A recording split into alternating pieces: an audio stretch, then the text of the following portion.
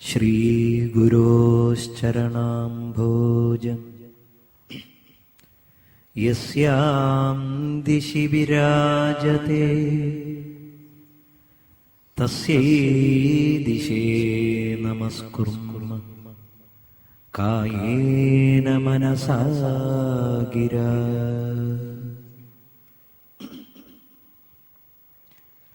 വ്രജേ വസന്തം നവനീതചോരം വ്രജാംഗനാനാം ചതുകൂലചോരം അനേകജന്മാർജിത പാപചോരം ചോരാഗ്രഗണ്യം തമഹം ഭജാമി. മന്ദാരമൂലേ മദനാഭിരാമം ബിംബാധരാപൂരിത വേണുനാദം. ഗോപഗോപീജന ഗോപസംസ്ഥം ഗോപം ഭജേ ഗോകുലപൂർണചന്ദ്രം. ഹരി ഹരി ഓം തത്സത്. ഭാഗവത സൂരികളായ ആചാര്യ പരമ്പരകളുടെ പാതാരവിന്ദങ്ങളിൽ സാഷ്ടാംഗ പ്രണാമം. ഒപ്പം മഹത്തരമായ ഈ ഭാഗവത തത്വസമീക്ഷാസത്രത്തിൻ്റെ ആത്മാവായ ഭൂമാനന്ദസ്വാമിജിയുടെ ആ തീർത്ഥപാദങ്ങളിൽ 1000 കോടി നമസ്കാരം. അല്ലയോ ഭാഗവത പ്രിയരെ, ശ്രീമദ് ഭാഗവതം പ്രത്യക്ഷ കൃഷ്ണസ്വരൂപമായ ഭഗവത് ധർമ്മബോധനത്തിനു വേണ്ടി യുഗങ്ങൾക്ക് മുൻപ് വ്യാസഹൃദയത്തിൽ നിന്നും അനർഗളമായി ഒഴുകിപ്പരന്ന് ജീവന്മാരെ അമൃതമയമായിരിക്കുന്ന ഭക്തിഭാവനയിലേക്ക് നയിച്ച് മനുഷ്യജീവിതത്തിൻ്റെ ആത്യന്തികമായ ലക്ഷ്യം എന്താണെന്ന് ഉദ്ബോധിപ്പിക്കുന്നതിന് വേണ്ടി ഉരുവം കൊണ്ട മഹത്തരമായ പാരമഹംസ്യ സംഹിത. ഇത് കാലത്തിനും അതീതമാണ്. പുരാണമെന്നോ മഹാപുരാണമെന്നോ വിശേഷിപ്പിച്ചാൽ ഭാഗവതത്തിൻ്റെ മഹിമ വേണ്ടതുപോലെ ബോധിക്കുകയില്ല. ഭാഗവതത്തിൻ്റെ യോഗ്യമായ വിശേഷണം പരമഹംസ സംഹിത എന്നു തന്നെയാണ്. പരമഹംസന്മാരാൽ വേദങ്ങളിൽ നിന്നും ഉപനിഷത്തുകളിൽ നിന്നും ഭാരതത്തിൽ ഇന്നേ വരെ ഉണ്ടായിട്ടുള്ള സകല ദർശനങ്ങളിൽ നിന്നും വരാൻ പോകുന്ന ദർശനങ്ങളിൽ നിന്നും മുൻപ് ഉണ്ടായവയിൽ നിന്നും ഇപ്പോൾ ഉണ്ടായിക്കൊണ്ടിരിക്കുന്നവയിൽ നിന്നും ജീവന്റെ ശ്രേയസ്സിന് വേണ്ടി സ്വരൂപിച്ചെടുത്തത്, അവർ ധാരണ ചെയ്തത്, അവർ സഞ്ചരിച്ചത് ഏതൊരു മാർഗമാണോ അതിനെ നമുക്ക് വ്യാസഭഗവാൻ പറഞ്ഞു തരുന്നു ശ്രീശുഖസാരസ്വതമായി. അതുകൊണ്ടാണിത് കാലാതിവർത്തിയാണ് എന്ന് പറയാൻ കാരണം. ഭാഗവതം ഇന്നലത്തേതു മാത്രമല്ല, നാളത്തേതുമാണ്. അങ്ങനെയുള്ള ശ്രീമദ് ഭാഗവതത്തിലെ 10 ലക്ഷണങ്ങളിൽ പോഷണമെന്ന ലക്ഷണത്തോടു കൂടിയ ഭാഗത്താണ് ഷഷ്ഠസ്കന്ധത്തിലെ 11-12 അധ്യായങ്ങളിലായിട്ടാണ് വൃത്രസ്തുതിയും വൃത്രമോക്ഷവും വർണ്ണിക്കുന്നത്. വൃത്രൻ എന്ന നാമധേയം കേൾക്കുമ്പോഴേക്കും ഒരു അസുരനാണ്. ഈ അസുരന്റെ ചരിത്രം എങ്ങനെയൊക്കെ വിവരിച്ചിരിക്കുന്നു എന്ന് അന്വേഷിച്ചു കഴിഞ്ഞാൽ അത്ഭുതം. ഭാഗവതത്തിൽ ഇത്ര പ്രാധാന്യത്തോടുകൂടി വൃത്രകഥയെ വർണ്ണിച്ചിരിക്കുന്നു. അതുമാത്രമല്ല, ഭക്തിയുടെ മഹനീയമായിരിക്കുന്ന തത്വങ്ങളെ പ്രതിപാദിക്കുന്ന അതിമഹത്തരങ്ങളായ കഥകളോട് കൂടിയതാണ് ഷഷ്ഠസ്കന്ധം. അജാമിളോപാഖ്യാനവും അഘമർഷണ തീർത്ഥത്തിലെ ദക്ഷന്റെ തപസ്സും ഹര്യശ്വന്മാരുടെയും ശബളാശ്വന്മാരുടെയും മോക്ഷവും വാചക്കൂടവും ഒക്കെ കേട്ട് തത്വവിചാരത്താൽ അത്ഭുതത്തിന്റെ ആശ്ചര്യത്തിന്റെ കൊടുമുടിയിൽ എത്തിച്ചേർന്നിരിക്കുന്ന ഭക്തഹൃദയത്തിലേക്കാണ് വൃത്രൻ എന്ന അസുരനെ പരിചയപ്പെടുത്തുന്നത് ഭാഗവത പുരുഷൻ. ഋഗ്വേദത്തിൽ അനവധി ഋക്കുകളിലായി വൃത്രനും ഇന്ദ്രനും തമ്മിലുള്ള യുദ്ധത്തെക്കുറിച്ച് പ്രതിപാദിക്കുന്നുണ്ട്. അതുകൂടാതെ മറ്റു പുരാണങ്ങളിലെല്ലാം ഈ വൃത്രാസുര ചരിത്രം വളരെയധികം സന്ദർഭങ്ങളിൽ പറയുകയും വിസ്തരിക്കുകയും ചെയ്തിട്ടുണ്ട്. പക്ഷേ ഭാഗവതത്തിലെ വൃത്രൻ ഇതിൽ നിന്നൊക്കെ വ്യത്യസ്തമാണ്. അതിന് കാരണം ഭാഗവതം വെറുമൊരു പുരാണം മാത്രമല്ല, വെറുമൊരു ശാസ്ത്രം മാത്രമല്ല, അത് പരമഹംസ സംഹിതയാണ് എന്നുള്ളത് കൊണ്ടാണ്.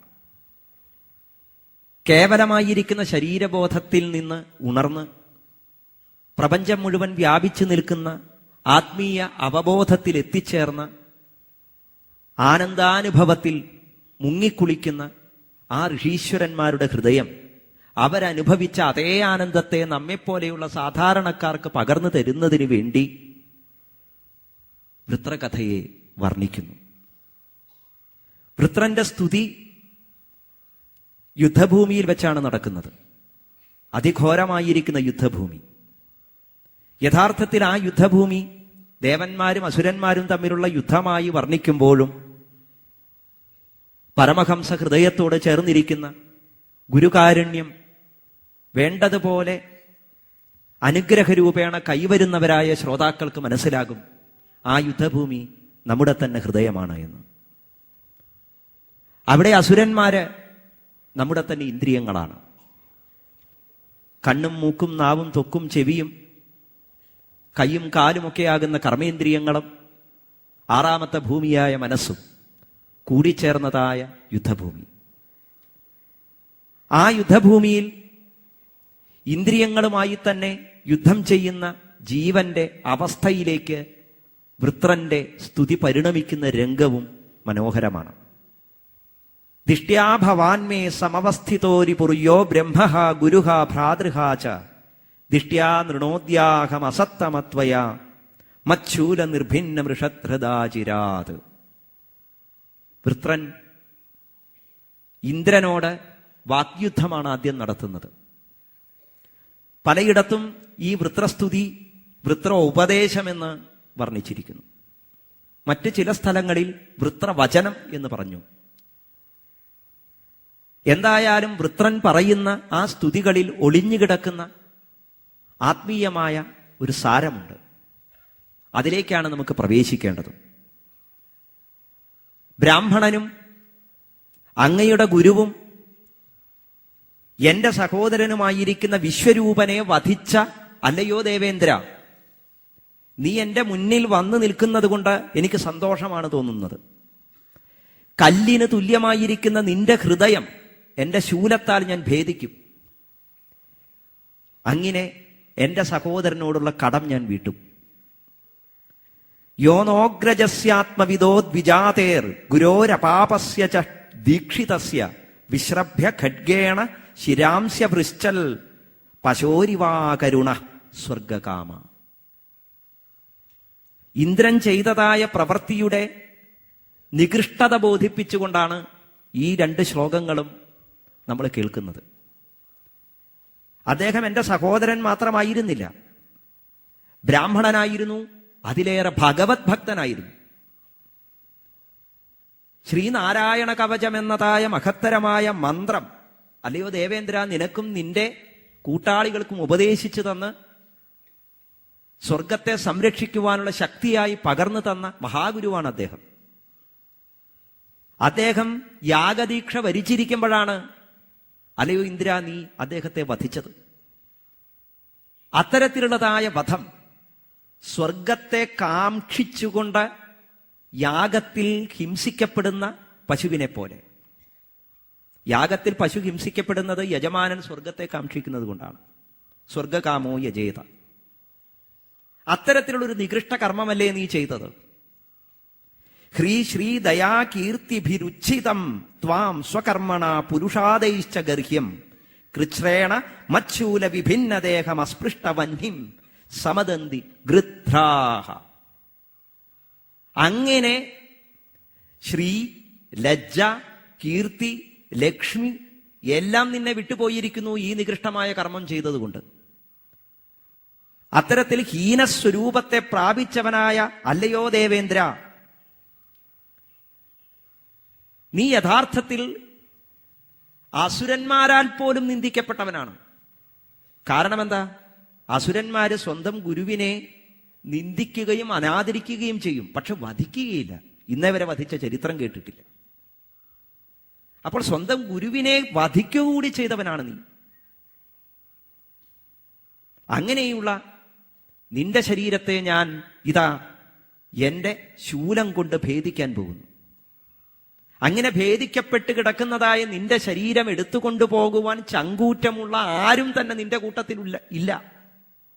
എന്റെ മുമ്പിൽ വന്ന് മരിച്ചു കിടക്കുന്ന നിന്റെ ദേഹത്തെ തൊടാൻ മടിച്ചു നിൽക്കും നിന്റെ കൂട്ടാളികളൊക്കെ. അതിനാൽ നിന്റെ ശരീരത്തെ ദഹിപ്പിക്കാൻ പോലും സാധിക്കുകയില്ല. അഗ്നി കൊണ്ട് നിന്റെ ശരീരം ശുദ്ധമാക്കി നിന്റെ ജീവന് ഏതെങ്കിലും തരത്തിലുള്ള ഉദ്ഗതി കിട്ടും എന്ന് നീ ധരിക്കുന്നുണ്ടെങ്കിൽ ഗുരുഹത്യ ചെയ്തവർക്ക് അത്തരത്തിലുള്ള ഒരു ഉദ്ഗതി ലഭിക്കുകയില്ല. പുഴുകരിച്ചു കിടക്കുന്ന നിന്റെ ശരീരത്തെ കഴുകന്മാര്, കീടങ്ങള്, ക്ഷുദ്രജന്തുക്കള് ഇവയൊക്കെ ഭക്ഷിക്കും. അനേനുയേ ത്വേഹ നൃശംസമജ്ഞായേ ഹ്യുദ്യതാസ്ത്ര പ്രഹരന്തി മഹ്യം തൈർഭൂതനാഥാൻ സഗണാ നിശാത ത്രിശൂല നിർഭിന്നകളൈർയജാമി. അപ്പൊ നീ വിചാരിക്കും, ഞാൻ നിന്നെ വധിച്ചു കഴിഞ്ഞാൽ നിന്റെ അനുചരന്മാരെല്ലാവരും കൂടി ചേർന്ന് എന്നെ വധിക്കുമെന്ന്. അത് തെറ്റായ ധാരണയാണ്. എന്റെ മുമ്പിൽ വന്നു നിൽക്കാനുള്ള ശക്തി പോലും നിന്റെ കൂട്ടാളികൾക്കില്ല. അവരഥവാ എന്റെ നേർക്ക് ആയുധം ഉയർത്തി വരികയാണെങ്കിൽ തൈർഭൂതനാഥാൻ സഗണാൻ നിശാത ത്രിശൂല നിർഭിന്നകളൈർ യജാമി, ഞാൻ യജിക്കും. ഭൂതഗണങ്ങൾക്ക് യജ്ഞത്തിലുള്ളതായ ബലിയാക്കി തീർക്കും നിന്റെ കൂട്ടാളികളെ. അധോ ഹരേ മേ കുലിശേന വീര ഹർത്ത പ്രമഥ്യൈവ ശിരോ യദീഹ തത്ര നൃണോ ഭൂതബലിം വിധായ മനസ്വിനാം പാദരജ പ്രപൽസ്യേ.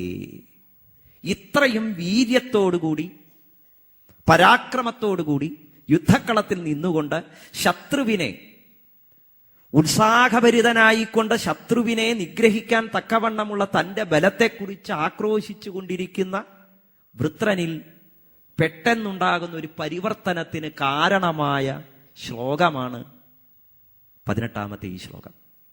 ആകെ 14 ശ്ലോകങ്ങളാണ് വൃത്രസ്തുതി. അഥോ ഹരേ മേ കുലിശേന വീര, അഥവാ ഞാനിപ്പോ നേരത്തെ പറഞ്ഞു എന്ത്, നിന്നെ ഞാൻ വധിക്കും, നിന്റെ കൂട്ടാളികളെയും വധിക്കും. യുദ്ധത്തിൽ ജയവും പരാജയവും സ്വാഭാവികമാണ്. അങ്ങനെയുള്ളതായ ജയത്തെക്കുറിച്ച് ഞാൻ ഇങ്ങനെ വീരവാദം മുഴക്കുമ്പോ അത് മൗഢ്യത്വം കൊണ്ടാണ് എന്ന് നീ ധരിക്കേണ്ട കാര്യമൊന്നുമില്ല. അഥവാ ഇനി ഞാനാണ് പരാജയപ്പെടുന്നതെന്ന് വെക്കുക, ഹേ ദേവേന്ദ്ര, എന്റെ സൈന്യത്തെ മുഴുവൻ നീ നശിപ്പിച്ച് നിന്റെ വജ്രായുധത്താൽ എന്റെ ശിരസ് നീ മുറിക്കുകയാണെങ്കിൽ കേവലം വിഷയസംഘങ്ങളിൽ ആവൃതമായിരിക്കുന്ന ശരീരത്തെ പരമഹംസന്മാര് എങ്ങനെയാണോ നിസ്സാരമായി ഉപേക്ഷിച്ച് പരമപദത്തെ പ്രാപിക്കുന്നത്, അവർ പ്രാപിച്ച ആ പരമപദത്തെ ഞാനും പ്രാപിക്കും. എന്നിട്ട് ആ പരമഹംസന്മാരുടെ പാദധൂളി ഞാൻ എൻ്റെ മൂർധാവിൽ ചൂടും, അവരെ ഞാൻ സേവിക്കും. മനസ്വിനാം പാദരജ പ്രപൽസ്യേ. അല്ലയോ ദേവേന്ദ്ര, ഞാനാണ് മരിക്കുന്നതെങ്കിൽ അവിടെ ഒരു നിമിഷം മഹായോഗികൾ അവരവരുടെ സമാധി നിമിഷത്തെക്കുറിച്ച് നേരത്തെ അറിയുന്നത് പോലെ ഈ യുദ്ധത്തിൽ താൻ മരിക്കും എന്നതായ ആ ജ്ഞാനാത്മ ഭാവം ഈ ശ്ലോകത്തിൽ തെളിയുകയാണ്. ഇനി ഉണ്ടാകാൻ പോകുന്നത് എന്താ? ഇന്ദ്രന്റെ കയ്യിലിരിക്കുന്ന വജ്രായുധം വിഷ്ണുമയമാണ്. മഹത്തരമായിരിക്കുന്ന നാരായണ കവച മന്ത്രത്താൽ പരിപൂതമായിരിക്കുന്ന ആ വജ്രായുധം തന്റെ നേരെ പ്രയോഗിക്കും ഇന്ദ്രൻ. ആ വജ്രായുധത്താൽ തനിക്ക് മരണമുറപ്പാണ്, സന്ദേഹമില്ല. അപ്പോൾ ഞാൻ മരിക്കാൻ പോകുന്നതോ വിഷ്ണു സ്പർശത്താലാണ്. ഈ ബോധമുണർന്നു. അടുത്ത ക്ഷണം മോഹത്തെ ത്യജിച്ചുകൊണ്ടാണ് അധോ ഹരേ എന്ന ആ സംബോധന തന്നെ നിലനിൽക്കുന്നത്. മോഹത്തെ ത്യജിച്ചു എന്ന് പറയാൻ കാരണം എന്താ? അതുവരെ ഞാൻ വിജയിക്കും, നിന്നെ ഞാൻ വധിക്കും, നിന്റെ കൂട്ടാളികളെ ഞാൻ വധിക്കും എന്ന് ആക്രോശിച്ചിരുന്ന അതേ വൃത്രൻ ഒരു നിമിഷം തിരിച്ചു ചിന്തിക്കുകയാണ്. അഥവാ ഞാൻ മരിച്ചാൽ. യുദ്ധക്കളത്തിലെ മരണം എങ്ങനെയാണ്?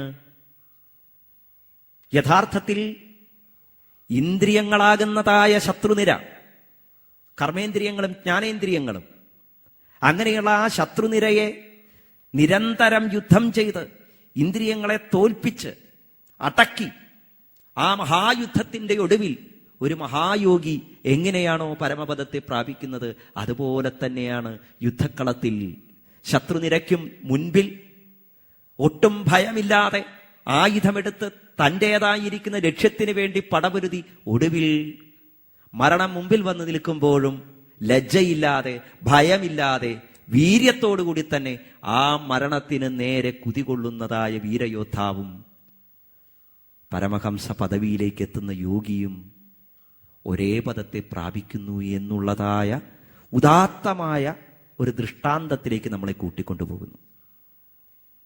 അപ്പോൾ അതിനർത്ഥം ഭൗതിക ജീവിതത്തിൽ യുദ്ധത്തിൽ വെച്ച് പരാജയപ്പെട്ട് മരണത്തെ വരിക്കുന്നവൻ മുക്തിയെ പ്രാപിക്കുന്നു എന്നല്ല.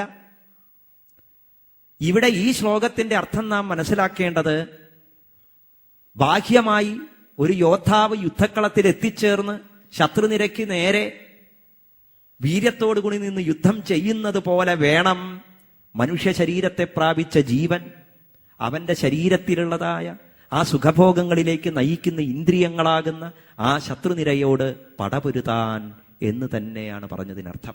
അപ്പോൾ ഒരു മഹായോഗി സമാധിഭാവത്തിലേക്ക് കുതിക്കുമ്പോൾ അനുഭവിക്കുന്നതായ എത്രയോ കഠിനമായിരിക്കുന്ന പരീക്ഷണത്തെയാണ് ഇവിടെ വൃത്രാസുരൻ ഇന്ദ്രനും ഇന്ദ്രസേനകളുമായി നടത്തിയ യുദ്ധമായിട്ട് ഇവിടെ നമുക്ക് പാരോക്ഷ്യ വിവരണമായി വർണ്ണിച്ച് കാണിക്കുന്നത് ഭാഗവതം. ഭാഗവതത്തിൽ എന്താ പാരോക്ഷ്യ വിവരണമല്ലാത്തത്? എല്ലാം പാരോക്ഷ്യ വിവരണമാണ്. അല്ലയോ ദേവേന്ദ്ര, അങ്ങനെ നിന്റെ വജ്രായുധം എന്റെ മേൽ സ്പർശിക്കുകയാണെങ്കിൽ ഈ ശരീരം ഞാൻ ഭൂതങ്ങൾക്ക് ബലിയായി കൊടുക്കും. കാരണം അത്രയ്ക്കേ ഈ ശരീരത്തിന് വിലയുള്ളൂ. കാക്കകൾക്കും പൂച്ചയ്ക്കും ഈ കാണുന്നതായ ജീവജാലങ്ങൾക്കും ബലിയായി കൊടുക്കുന്ന ആഹാരം മാത്രമാണ് ഈ ശരീരം, അല്ലാതെ വേറൊന്നുമല്ല. ഇനി അല്ലെങ്കിൽ ഭൂതങ്ങൾ എന്ന് പറഞ്ഞാൽ അവിടെ അഗ്നി, ജലം, വായു, ആകാശം, ഭൂമി എന്നിവയെ സങ്കല്പിക്കാം. ഈ ശരീരം ആ ഭൂതമയമാണ്. അങ്ങനെയുള്ള ഈ ശരീരം അതാത് ഭൂതങ്ങളിലേക്ക് വിലയിക്കും. അതാണ് മരണം. അത്രയേ മരണത്തെക്കുറിച്ച് വൃത്രൻ കരുതുന്നുള്ളൂ. മരണത്തെ എത്രയോ നിസ്സാരമായി കരുതുന്നു. സുരേശ കസ്മാന്ന ഹിനോഷി വജ്രം പുരസ്ഥിതേ വൈരിണി മയ്യമോഘം മാ സംശയിഷ്ഠ ന ഗദേവ വജ്രം സ്യാൻ നിഷ്ഫലം കൃപണാർത്ഥേവ യാജ്ഞ. തൊട്ടു മുമ്പ് ഒരു സംഭവം ഉണ്ടായി, അത് നിങ്ങൾ കേട്ടിട്ടുണ്ടാവും. സ്തുതിക്ക് മുമ്പ് യുദ്ധം വർണ്ണിച്ചപ്പോൾ ഇന്ദ്രൻ ഒരു ഗദ വലിച്ചെറിഞ്ഞു വൃത്രന്റെ നേരെ. വൃത്രൻ നിസാരമായി ആ ഗദയെ പിടിച്ചു. എന്നിട്ടത് ഇന്ദ്രന്റെ വാഹനത്തിന് നേരെ വലിച്ചെറിഞ്ഞു. ഐരാവതത്തിന്റെ മസ്തകത്തിൽ കൊണ്ടു. ഐരാവതത്തിന് വല്ലാതെ മുറിവേറ്റു. ഇന്ദ്രൻ തന്റെ കയ്യിൽ അമൃതജലം പുരട്ടി ഐരാവതത്തെ വീണ്ടും ഉന്മേഷഭരിതനാക്കി. എങ്കിലും കുറച്ചു നേരത്തേക്ക് ഐരാവതത്തിന് ആ അബോധാവസ്ഥയുണ്ടായി. ആ നേരം വൃത്രൻ സ്വസ്ഥനായിട്ട് ഇന്ദ്രൻ ഐരാവതത്തിന്റെ പുറത്തിരുന്നു. ആ സമയത്ത് വൃത്രൻ ഇന്ദ്രന് നേരെ ആയുധം പ്രയോഗിച്ചില്ല. കാരണം യുദ്ധം ചെയ്യുമ്പോൾ ശത്രുവിന് ഏതെങ്കിലും തരത്തിലുള്ള ക്രമമുണ്ടായാൽ ഒന്ന് കാത്തിരിക്കണം. അതാണ് വീരയോദ്ധാവിന്റെ ലക്ഷണം.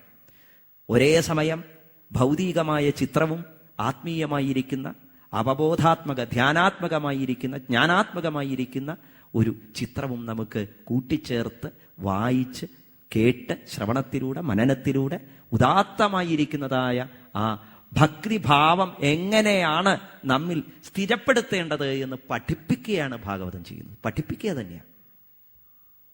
പഠിപ്പിക്കലാകുമ്പോഴാണ് ഭാഗവതം ശാസ്ത്രമാവുന്നത്. മനന സമയത്തോ ഭാഗവതം സംഹിതയാണ്. വെറും സംഹിതയല്ല, പരമഹംസ സംഹിതയാണ്. മനസ്സാണ്. മനസ്സിന്റെ ശക്തി നിസാരമല്ല. കണാദൻ പറഞ്ഞത് മനസ്സ് അനുരൂപമാണെന്നാണ്. അനുരൂപമായിരിക്കുന്ന മനസ്സ് വൈശേഷിക സിദ്ധാന്തപ്രകാരം ഒരു നിമിഷം കൊണ്ട്, നിമിഷത്തിലെ എത്രയോ ചെറുമാത്ര കൊണ്ട് ലോകത്തിലെ ഏത് മുക്കിലും മൂലയിലും പ്രപഞ്ചത്തിന് അപ്പുറത്തേക്കും സൃഷ്ടിക്കപ്പെടാത്ത പ്രപഞ്ചത്തെ കുറിച്ച് പോലും കൽപ്പന ചെയ്യാൻ കഴിവുള്ള അത്രയും ശക്തമായ മനസ്സിന്റെ ഉടമകളാണ് നമ്മൾ ഓരോരുത്തരും. പിന്നെ എന്തുകൊണ്ടാണ് നാം ഈ മനസ്സിന്റെ ശക്തിയെ വേണ്ടതുപോലെ ഈ പ്രപഞ്ചത്തിന്റെ കാരണസ്വരൂപമായ സത്യമായ പരത്തിലേക്ക് നയിക്കാൻ വേണ്ടി പ്രയത്നിക്കുന്നില്ല? ഇത് ചോദിച്ചുകൊണ്ടിരിക്കുക ഓരോ ശ്ലോകത്തിലൂടെയും, ഓരോ പാരോക്ഷ്യ വിവരണത്തിലൂടെയും. അല്ലയോ ദേവേന്ദ്ര, നീ എന്താണ് വജ്രം പ്രയോഗിക്കാത്തത്? സുരേഷ കസ്മാൻ ന ഹിനോഷി വജ്രം പുരസ്ഥിതേ വൈരിണി. നിന്റെ മുമ്പിലെ ശത്രുവാണ് നിൽക്കുന്നത്. എടുക്ക അസ്ത്രം.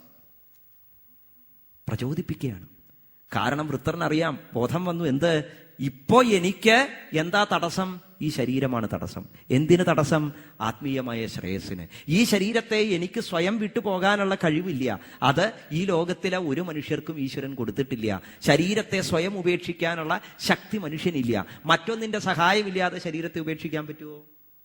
ആർക്കെങ്കിലും പറ്റില്ല. വാസാംസി ജീർണാനി യഥാവിഹായ. എങ്ങനെയാണോ വസ്ത്രം, മലിന വസ്ത്രം ഉപേക്ഷിക്കുന്നത്, അതുപോലെയാണ് ശരീരം ഉപേക്ഷിക്കുന്നത് എന്ന് പറയുന്നു. ആരുപേക്ഷിക്കുന്നു ശരീരത്തെ? നമ്മുടെയൊക്കെ കഥ പറയുകയാണെങ്കിൽ യഥാർത്ഥത്തിൽ ശരീരത്തെ നമ്മൾ ഉപേക്ഷിക്കുകയാണോ ചെയ്യുന്നത്, അതോ ശരീരം നമ്മളെ ഉപേക്ഷിക്കുകയാണോ ചെയ്യുന്നത്? നമ്മുടെ കഥ ശരീരം നമ്മളെ ഉപേക്ഷിക്കുകയാണ്. നമുക്ക് ശരീരത്തെ ഉപേക്ഷിക്കാനുള്ള ശക്തിയില്ല.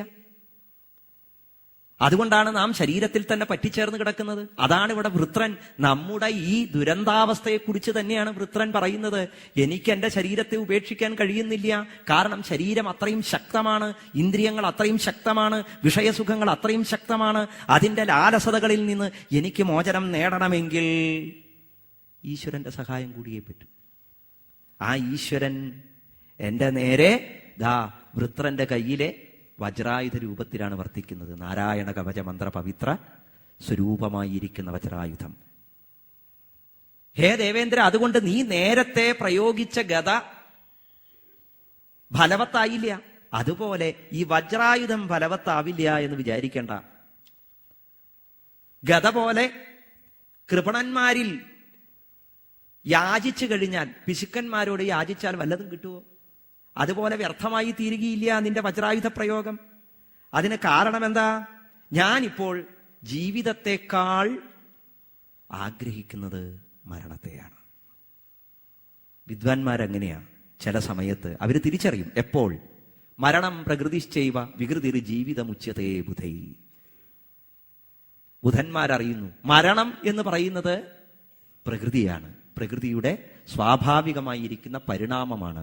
ഈ പ്രപഞ്ചത്തിൽ യാതൊന്ന് ഉണ്ടോ, അങ്ങനെയുള്ള പ്രപഞ്ചത്തിലെ സകല ജീവതത്വങ്ങളും എത്തിച്ചേരേണ്ടതായ ആത്യന്തികമായ ഒരു പരമാർത്ഥം, പരിണാമഘട്ടം, അതാണ് മരണം. പക്ഷേ ജീവിതം വികൃതി. ജീവിതമാണ് വികൃതി. അത്ഭുതം. ആശ്ചര്യപ്പെടേണ്ടത് ജീവിതത്തെക്കുറിച്ച് ആലോചിച്ചിട്ട. എന്തൊരു ജീവിതമാണിത്! എന്തിനു വേണ്ടിയാ ഈ പ്രയാണം? നന്വേഷ വജ്രസ്തവ ശക്രതേജസ ഹരേർദധീജേസ്തപസാ ച തേജിത തേനൈവ ശത്രും ജഹി വിഷ്ണുയന്ത്രിതോ യതോ ഹരിർവിജയ ശ്രീഗുണാസ്തതഃ. എന്താ ഞാൻ വജ്രായുധം നീ എന്റെ നേരെ പ്രയോഗിച്ചാൽ നേരത്തെ ഗദ പ്രയോഗിച്ചതുപോലെ നിഷ്ഫലമാവില്ല എന്ന് പറയാൻ കാരണം? വജ്രായുധം നീ നേടിയത് ദധീജി മഹർഷിയിൽ നിന്നല്ലേ? ആരായി ദധീജി മഹർഷി?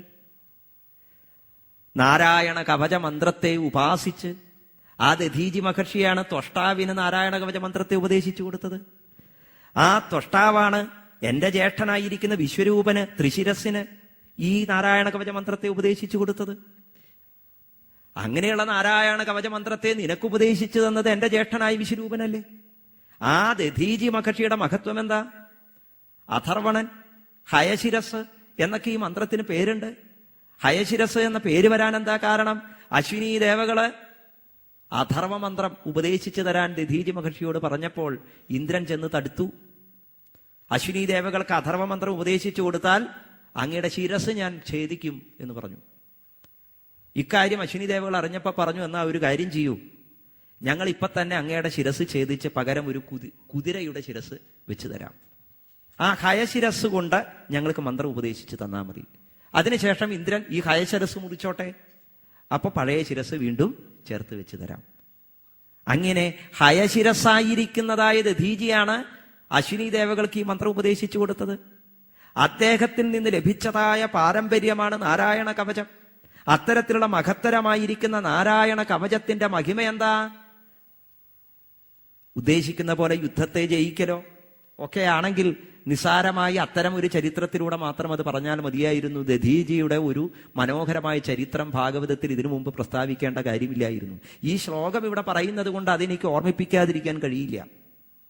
ദേവന്മാര് ചെന്ന് ദധീചി മഹർഷിയുടെ നട്ടെല്ല് യാചിച്ചപ്പോൾ, അസ്ഥികൾ യാചിച്ചപ്പോൾ ദധീചി മഹർഷി ദേവന്മാരെ പരീക്ഷിക്കാൻ വേണ്ടി പറഞ്ഞു, ഈ ലോകത്ത് സകല പ്രാണികൾക്കും അവരവരുടെ പ്രാണനല്ലേ വലുത്.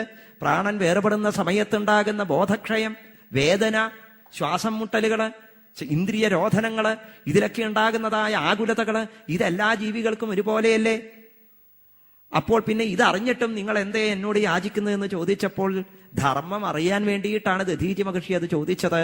ഇന്ദ്രൻ പറഞ്ഞു, അങ്ങേപ്പോലെയുള്ള ശരീരത്തെ നിസാരമായി കാണുന്നവരായ യോഗികൾക്ക് ഈ ശരീരം മറ്റുള്ളവർക്ക് ഉപകാരപ്രദമാകുമെങ്കിൽ അത് പരിത്യജിക്കാൻ സന്തോഷമല്ലേ ഉണ്ടാകൂ? ഇതറിയാവുന്ന ആൾക്കാരാണ് ഞങ്ങള്, ഞങ്ങളുടെ വേദന എന്താണെന്ന് അറിയാവുന്ന ആളാണ് അങ്ങ്. അപ്പോൾ പിന്നെ യാചനയിലും ദാനത്തിലും തെറ്റില്ല എന്നാ പറഞ്ഞത്. എത്ര നിസാരമായിട്ടാണ് അദ്ദേഹം, ഭാഗവതത്തിൽ അത് മനോഹരമായി വർണ്ണിക്കുന്നുണ്ട്, എങ്ങനെയാണ് ദധീചി മഹർഷി തന്റെ ശരീരത്തെ ഉപേക്ഷിച്ചത് എന്ന്. അത്ര എളുപ്പമല്ല. ഈ ലോകത്തിന് ഉപകാരപ്രദമായി തീരുന്നു എന്റെ ശരീരം എന്ന് വരുമ്പോൾ, എനിക്കത് തീരെ ഉപയോഗമില്ലാത്തതായി തീർന്നിരിക്കുന്നു എന്ന് മനസ്സിലാകുമ്പോൾ, ആ ശരീരത്തെ സ്വേച്ഛയ ഉപേക്ഷിക്കുക എന്നതായ മനസ്ഥൈര്യം അത് ലഭിക്കാൻ നാരായണ കവച മന്ത്രം കൊണ്ടാണ് ദധീചിക്ക് സാധിച്ചത്. അത്തരം മഹത്തരം ആയ നാരായണ കവച മന്ത്രത്തിന്റെ സ്പർശമേറ്റ നിന്റെ ആയുധം അതൊരിക്കലും വൃഥാവിലാവുകയില്ല. സാക്ഷാൽ മഹാവിഷ്ണുവിനാലാണ് പ്രേരിപ്പിക്കപ്പെട്ട് നീ ഇപ്പോൾ എന്നെ വധിക്കാനായിട്ട് വരുന്നത്. തേനൈവ ശത്രും ജഹി വിഷ്ണുയന്ത്രിതോ യതോ ഹരിർവിജയ ശ്രീർഗുണാസ്തതഃ. അങ്ങനെയുള്ളതായ നീ എന്നെ വധിക്കാൻ വരുമ്പോൾ ഭഗവത് കടാക്ഷം എനിക്കുണ്ട് എന്ന് വിചാരിച്ച്, സാക്ഷാൽ സംഘർഷണമൂർത്തിയുടെ അനുഗ്രഹം എനിക്കുണ്ട് എന്ന് വിചാരിച്ച് ഭഗവാൻ ഒരിക്കലും എന്നെ വിജയിപ്പിക്കാൻ സാധ്യതയില്ല. നീ അങ്ങനെ തെറ്റിദ്ധരിക്കേണ്ട. ഭഗവാന്റെ കാരുണ്യം എനിക്കുള്ളത് കൊണ്ട് ഇനിയിപ്പോ ഞാൻ ജയിച്ചാലോ, എനിക്ക് സ്വർഗം നേടിത്തന്നാലോ ഭഗവാൻ, അങ്ങനെ നീ വിചാരിക്കണ്ട. കാരണം എന്താ? ഭഗവാൻ അങ്ങനെയാണ്. ആത്യന്തികമായ ശ്രേയസ്സിന് വേണ്ടി പരിശ്രമിക്കുന്ന ആളുകൾക്ക് ഭഗവാൻ സമ്പത്ത് കൊടുക്കില്ല, ആവശ്യമില്ലാത്ത കീർത്തി കൊടുക്കില്ല, വിഷയസുഖങ്ങളിൽ മുഴുകാനുള്ള അവസരം കൊടുക്കില്ല. അതുകൊണ്ട് എനിക്ക് സ്വർഗം കിട്ടില്ല. നിനക്ക് തന്നെ അത് യോജിക്കൂ. എന്തൊക്കെ? സ്വർഗവും സുഖങ്ങളുമൊക്കെ. അഹം സമാധായ മനോ യഥാഹ സംഘർഷണസ്തച്ചരണാരവിന്ദേ ത്വദ്വജ്രരംഭോ ലുളിതഗ്രാമ്യപാശോ ഗതിം മുനേർയാമ്യപവിദ്ധലോകഃ. എനിക്കെന്താ കിട്ടുക? എനിക്ക് ആ മഹർഷീശ്വരന്മാര് ചെന്നെത്തിപ്പെട്ട സ്ഥാനം ഭഗവാൻ തരും, സംശയമില്ല. കാരണം എൻ്റെ മനസ്സാ ഭഗവാനിലേക്ക് കുതികൊള്ളുകയാണ്. പുംസാം കിലൈകാന്തധിയാം സ്വകാനാം യസ്സമ്പദോ ദിവി ഭൂമൗ രസായാം നരാതി യദ്വേഷ ഉദ്വേഗ ആധിർമത കലിർവ്യസനം സംപ്രയാസഃ. ഈ ലോകത്തിലോ പാതാള ലോകത്തിലോ സ്വർഗത്തിലോ ഉള്ളതായ ഒരു സുഖങ്ങളും ഭക്തോത്തമന്മാരായ ആളുകൾക്ക് ഭഗവാൻ കൊടുക്കുകയില്ല. എന്താ കാരണം? അത്തരത്തിലുള്ളതായ സമ്പത്ത് കിട്ടിക്കഴിഞ്ഞാൽ മറ്റുള്ളവരോട് വൈരം തോന്നും. കാരണം ഞാനെന്ന ബോധം വരും. ഞാനെന്ന ബോധമുണ്ടായാൽ ഈ കാണുന്നതൊക്കെ ഞാനല്ല എന്നുള്ള തിരിച്ചറിവ്, അതാണ് ഞാനെന്ന ബോധം.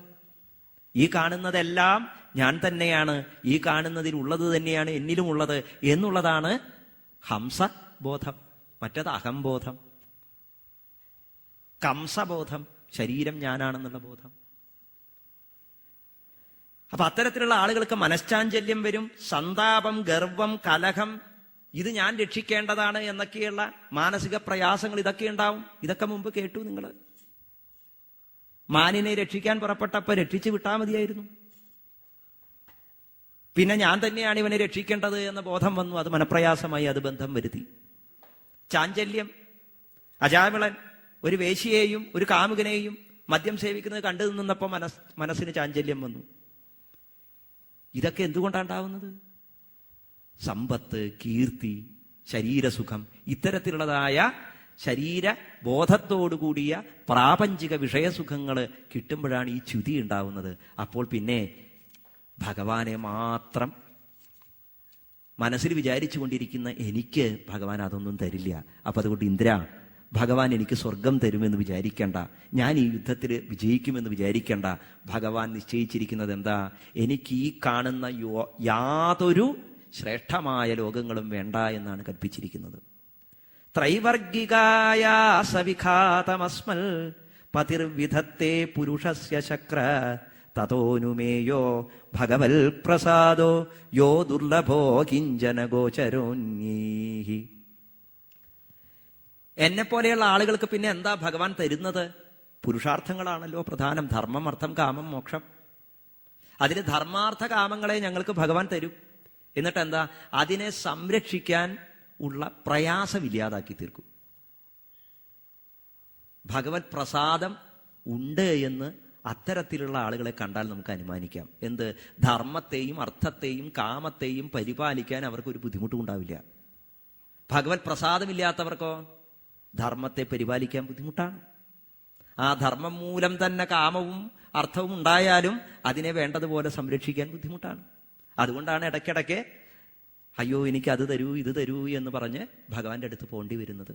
ആത്യന്തിക ശ്രേയസ്സിനല്ലാതെ ഭഗവാനെ സമീപിക്കേണ്ടി വരുന്നത് എപ്പോഴാ?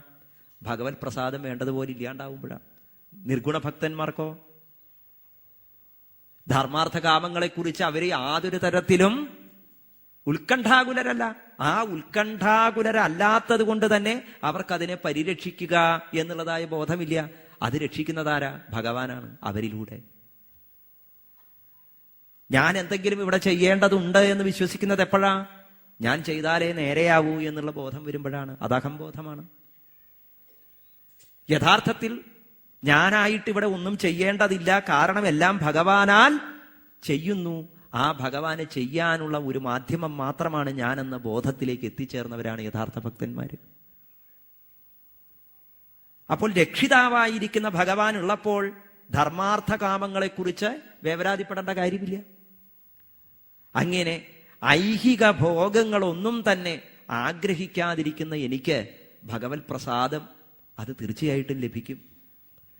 അങ്ങനെ അല്ലാത്തവർക്കോ ആ ഭഗവത് പ്രസാദം ലഭിക്കുകയില്ല. എന്ന് വെച്ചാൽ എന്താ അർത്ഥം? ഇന്ദ്ര, നീ യഥാർത്ഥത്തിൽ ഈ യുദ്ധത്തിൽ ജയിച്ചാലും യഥാർത്ഥത്തിൽ ജയിക്കുന്നതാരാ? ഞാനാണ്. ഇന്ദ്രനോ യുദ്ധം ചെയ്തുകൊണ്ടേയിരിക്കണം. എനിക്കോ ഇത് അവസാനത്തെ യുദ്ധമാണ്. ഇത് അവസാനത്തെ യുദ്ധം. അത് തന്നെയാണ് വൃത്രൻ ആഗ്രഹിക്കുന്നതും. ഇത് അവസാനത്തെ യുദ്ധമാവണം. അതാണ് ഇനിയുള്ള പ്രാർത്ഥന. ഇനി മേലാക്കം എനിക്കിതുപോലെ യുദ്ധം ചെയ്യേണ്ടി വരരുത് ഭഗവാനെ എന്നുള്ള പ്രാർത്ഥനയാണ്. അഹം ഹരേ തവപാദൈകമൂലദാസാനുദാസോ ഭവിതാസ്മി ഭൂയ മനസ്മരേതാസു പതേർ ഗുണാംസ്തേ ഗൃണീതവാക്കർമ്മ കരോതു കായഃ. ഭക്തന്മാരുടെ സകല സന്താപങ്ങളെയും സംഹരിക്കുന്ന അല്ലയോ ഭഗവാനെ. ഹരേ, ഹരി എന്ന് പറഞ്ഞാൽ അതാർത്ഥം എല്ലാറ്റിനെയും ഹരിക്കുന്നവനാണ് ഹരി. ആദ്യം ഞാൻ ചൊല്ലിയ സ്തുതി, വ്രജേ വസന്തം നവനീത ചോരം. വ്രജത്തിൽ വസിച്ചപ്പോ വെണ്ണ മോഷ്ടിച്ചു. വ്രജാംഗനാരാംച ദുകൂല ചോരം, പിന്നെ വസ്ത്രം മോഷ്ടിച്ചു. അനേക ജന്മാർജിത പാപചോരം. പിന്നെ എന്താ ഭഗവാൻ ചെയ്യുന്നത്? നമ്മളൊക്കെ ജന്മജന്മാന്തരങ്ങളിലൂടെ കൂട്ടി ഉറിയിൽ ഇങ്ങനെ കൂട്ടിവെച്ചിരിക്കുന്നതായ നമ്മുടെ പാപങ്ങളെ മോഷ്ടിക്കും ഭഗവാൻ, നമ്മൾ പോലും അറിയാതെ. അങ്ങനെയുള്ള ചോരാഗ്രഗണ്യനെ നമസ്കരിച്ചത് അതുകൊണ്ടാണ്. ഭാഗവതം ആ ചോരാഗ്രഗണ്യന്റെ മഹിമയാണ് പറയുന്നത്. നമ്മൾ കൂട്ടിവെക്കുന്ന എന്താ? പാപങ്ങൾ. അത് ഭഗവാൻ നമ്മൾ പോലും അറിയാതെ വന്ന് മോഷ്ടിക്കും. അതാണ് പോഷണം എന്ന ലീല. വൃത്രൻ പോലും അറിയാതെ വൃത്രൻ കൂട്ടിവെച്ചതായ പാപങ്ങളെ മുഴുവൻ മോഷ്ടിക്കുകയാണ് ഭഗവാൻ ഇവിടെ ചെയ്യുന്നത്. അതിനെയാണ് പോഷണം എന്ന വാക്കുകൊണ്ട് നമ്മൾ അർത്ഥമാക്കേണ്ടത്. നമ്മൾ പോലും അറിയാതെ കണ്ട് ഉച്ചരിച്ച ഒരു നാമത്താലോ, അറിയാതെ കണ്ട് എത്തിപ്പെട്ട ഒരു സത്സംഗമ വേളയാലോ, അറിയാതെ കണ്ട് ചിന്തിച്ചു പോയൊരു ഒരു വാക്കിന്റെ മഹത്വത്താലോ നമുക്ക് ലഭിക്കുന്നതായ പരമമായിരിക്കുന്ന ആ ഭൗതിക ലോകം നമ്മളെ ഏൽപ്പിക്കുന്നതായ മുറിവുകൾ, ലോകം നമ്മെ മുറിവേൽപ്പിക്കുന്നു എന്നതായ ധാരണ, ഇതൊക്കെ വ്യർത്ഥമാണ് എന്ന തിരിച്ചറിവിലേക്ക് നമ്മെ നയിക്കുന്ന അതിമനോഹരമായ ഭഗവാന്റെ ലീലയാണ്. പരിവർത്തനം, പരിണാമമാണത്, യഥാർത്ഥ പരിണാമം. അല്ലയോ ഭഗവാനെ, അങ്ങയുടെ പാദങ്ങളെ ആശ്രയിച്ചിരിക്കുന്നവരായ മഹാഭക്തന്മാരുടെ ദാസനാക്കൂ എന്നെ എന്നാണ് പ്രാർത്ഥന. അവരുടെ പാദസേവ എനിക്ക് ചെയ്യണം. അപ്പൊ എന്താ? ഒരിക്കലും പിന്നെ വിഷയസുഖങ്ങളിൽ ആസക്തി ഉണ്ടാവില്ല. കാരണം ഭഗവാൻ പലവട്ടം തന്നെ പറഞ്ഞിട്ടുണ്ട്, ഭഗവത് സംഗമം അത്ര എളുപ്പമുള്ള ഒരു കാര്യമല്ല. പക്ഷേ ഭഗവത് ഭക്ത സംഗമം അത് എളുപ്പമാണ്. ഭഗവത് സംഗമത്തിന് കുറെ കഠിനമായിട്ടുള്ള പ്രയത്നം ചെയ്യണം. ഭഗവത് ഭക്ത സംഗമത്തിനോ അധികം പ്രയത്നമൊന്നും വേണ്ട. ഒന്ന് കണ്ണു തുറന്ന് ചുറ്റും നോക്കിയാൽ മതി.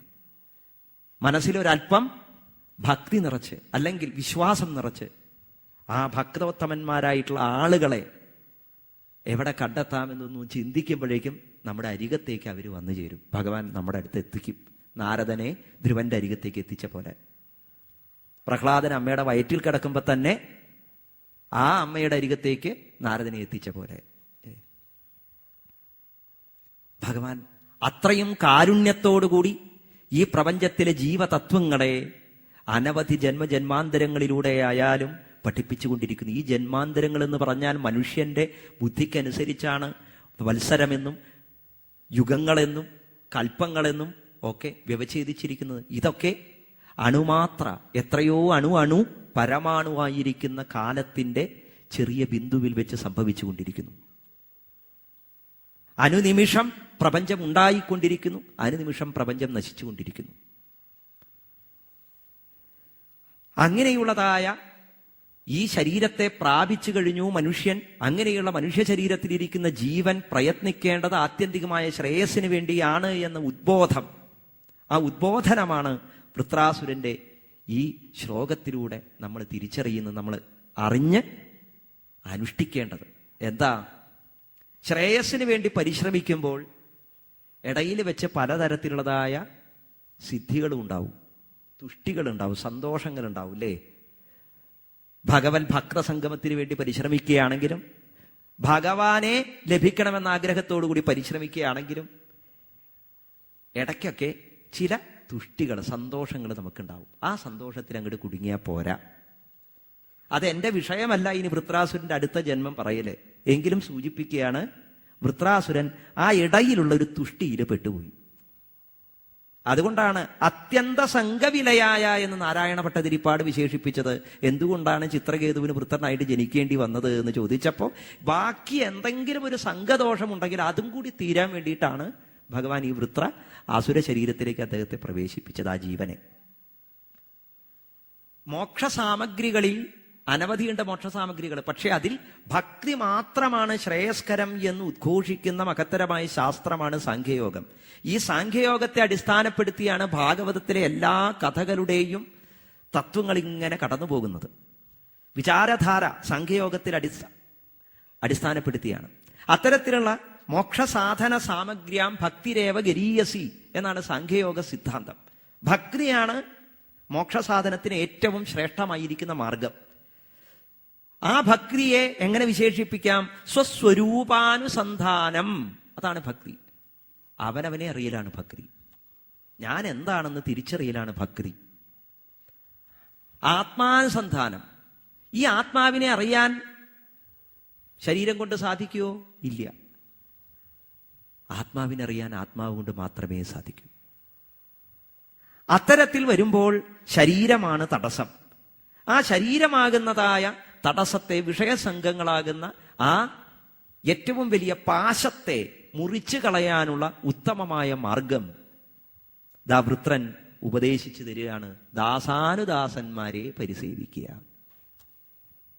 ഭഗവത് ഭക്തന്മാരെ ആരാധിക്കുന്നതിലൂടെ ഭഗവാനെ ആരാധിക്കുന്നതിനേക്കാൾ വേഗത്തിൽ മോക്ഷം കിട്ടുന്നല്ല പറഞ്ഞത്, അന്ധക്കരണ ശുദ്ധി ലഭിക്കും എന്നാണ് പറഞ്ഞത്.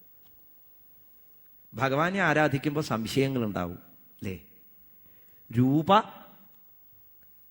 സ്വരൂപാദികളിലും നാമാദികളിലും സംശയങ്ങൾ ഉണ്ടാവും.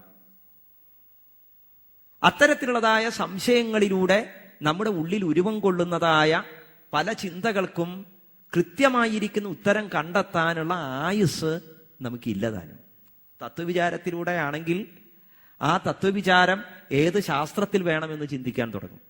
അങ്ങനെയൊക്കെ ശാസ്ത്രത്തെ കണ്ടെത്തുമ്പോഴേക്കും, ആ ശാസ്ത്രത്തെ അറിയാവുന്ന ഗുരുക്കന്മാരെ കണ്ടെത്തുമ്പോഴേക്കും ആയുസ് പോയിട്ടുണ്ടാവും.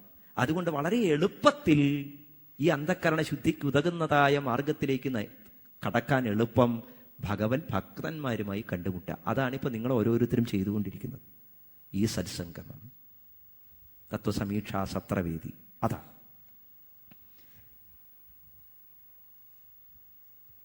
ന നാഗപൃഷ്ടം ന ച പാരമേഷ്ഠ്യം ന സാർവഭൗമം ന രസാധിപത്യം ന യോഗസിദ്ധീരപുനർഭവം വാ സമഞ്ജസത്വാ വിരഹയ്യകാംക്ഷേ. എനിക്ക് സ്വർഗം വേണ്ട, ബ്രഹ്മാവിന്റെ സ്ഥാനം വേണ്ട, ഭൂമിയിൽ ചക്രവർത്തിയായിട്ട് വാഴണ്ട, പാതാളാദി ലോകങ്ങളിലെ സുഖങ്ങളൊന്നും തന്നെ വേണ്ട, യോഗസിദ്ധികളൊന്നും വേണ്ട, അപുനർഭവം വാ. ശബളാശ്വന്മാർക്കും ഹര്യശ്വന്മാർക്കും പറഞ്ഞുകൊടുത്ത വാചകൂടത്തിലെ ആദ്യത്തെ വാചകം, അകത്ത് കടന്നാൽ പുറത്ത് കടക്കാൻ കഴിയാത്ത ഗുഹ, അതും വേണ്ട എനിക്ക്. അതെന്താ ആ ഗുഹ? മോക്ഷം. അപുനർഭവം, അതും വേണ്ട എനിക്ക്. പിന്നെ എന്താ വേണ്ടത്? അല്ലയോ പരമാനന്ദ സ്വരൂപ, അങ്ങയെ കാണാൻ വിരഹാതുരനായിട്ടാണ് ഞാൻ കാത്തിരിക്കുന്നത്. എന്തുകൊണ്ടാ ഇതൊന്നും വേണ്ട എന്ന് പറയാനുള്ള കാരണം? അത് വൃത്രൻ പറയുന്നില്ല. വൃത്രൻ അത് പറയേണ്ട കാര്യമില്ല. കാരണം വൃത്രന്റെ സ്തുതിയാണ്, പിന്നെ ഭഗവാനോട് നേരിട്ടുള്ള സ്തുതിയാണ്. യുദ്ധക്കളത്തിൽ ഇത്രയൊക്കെ പറഞ്ഞ് ഇത്രയൊക്കെ മനനം ചെയ്യാൻ ആ ഇന്ദ്രനെ പ്രേരിപ്പിക്കുന്ന തരത്തിലുള്ളതായ വാക്കുകളാണ് വൃത്രനിൽ നിന്ന് ഉതിർന്നു വീണത്.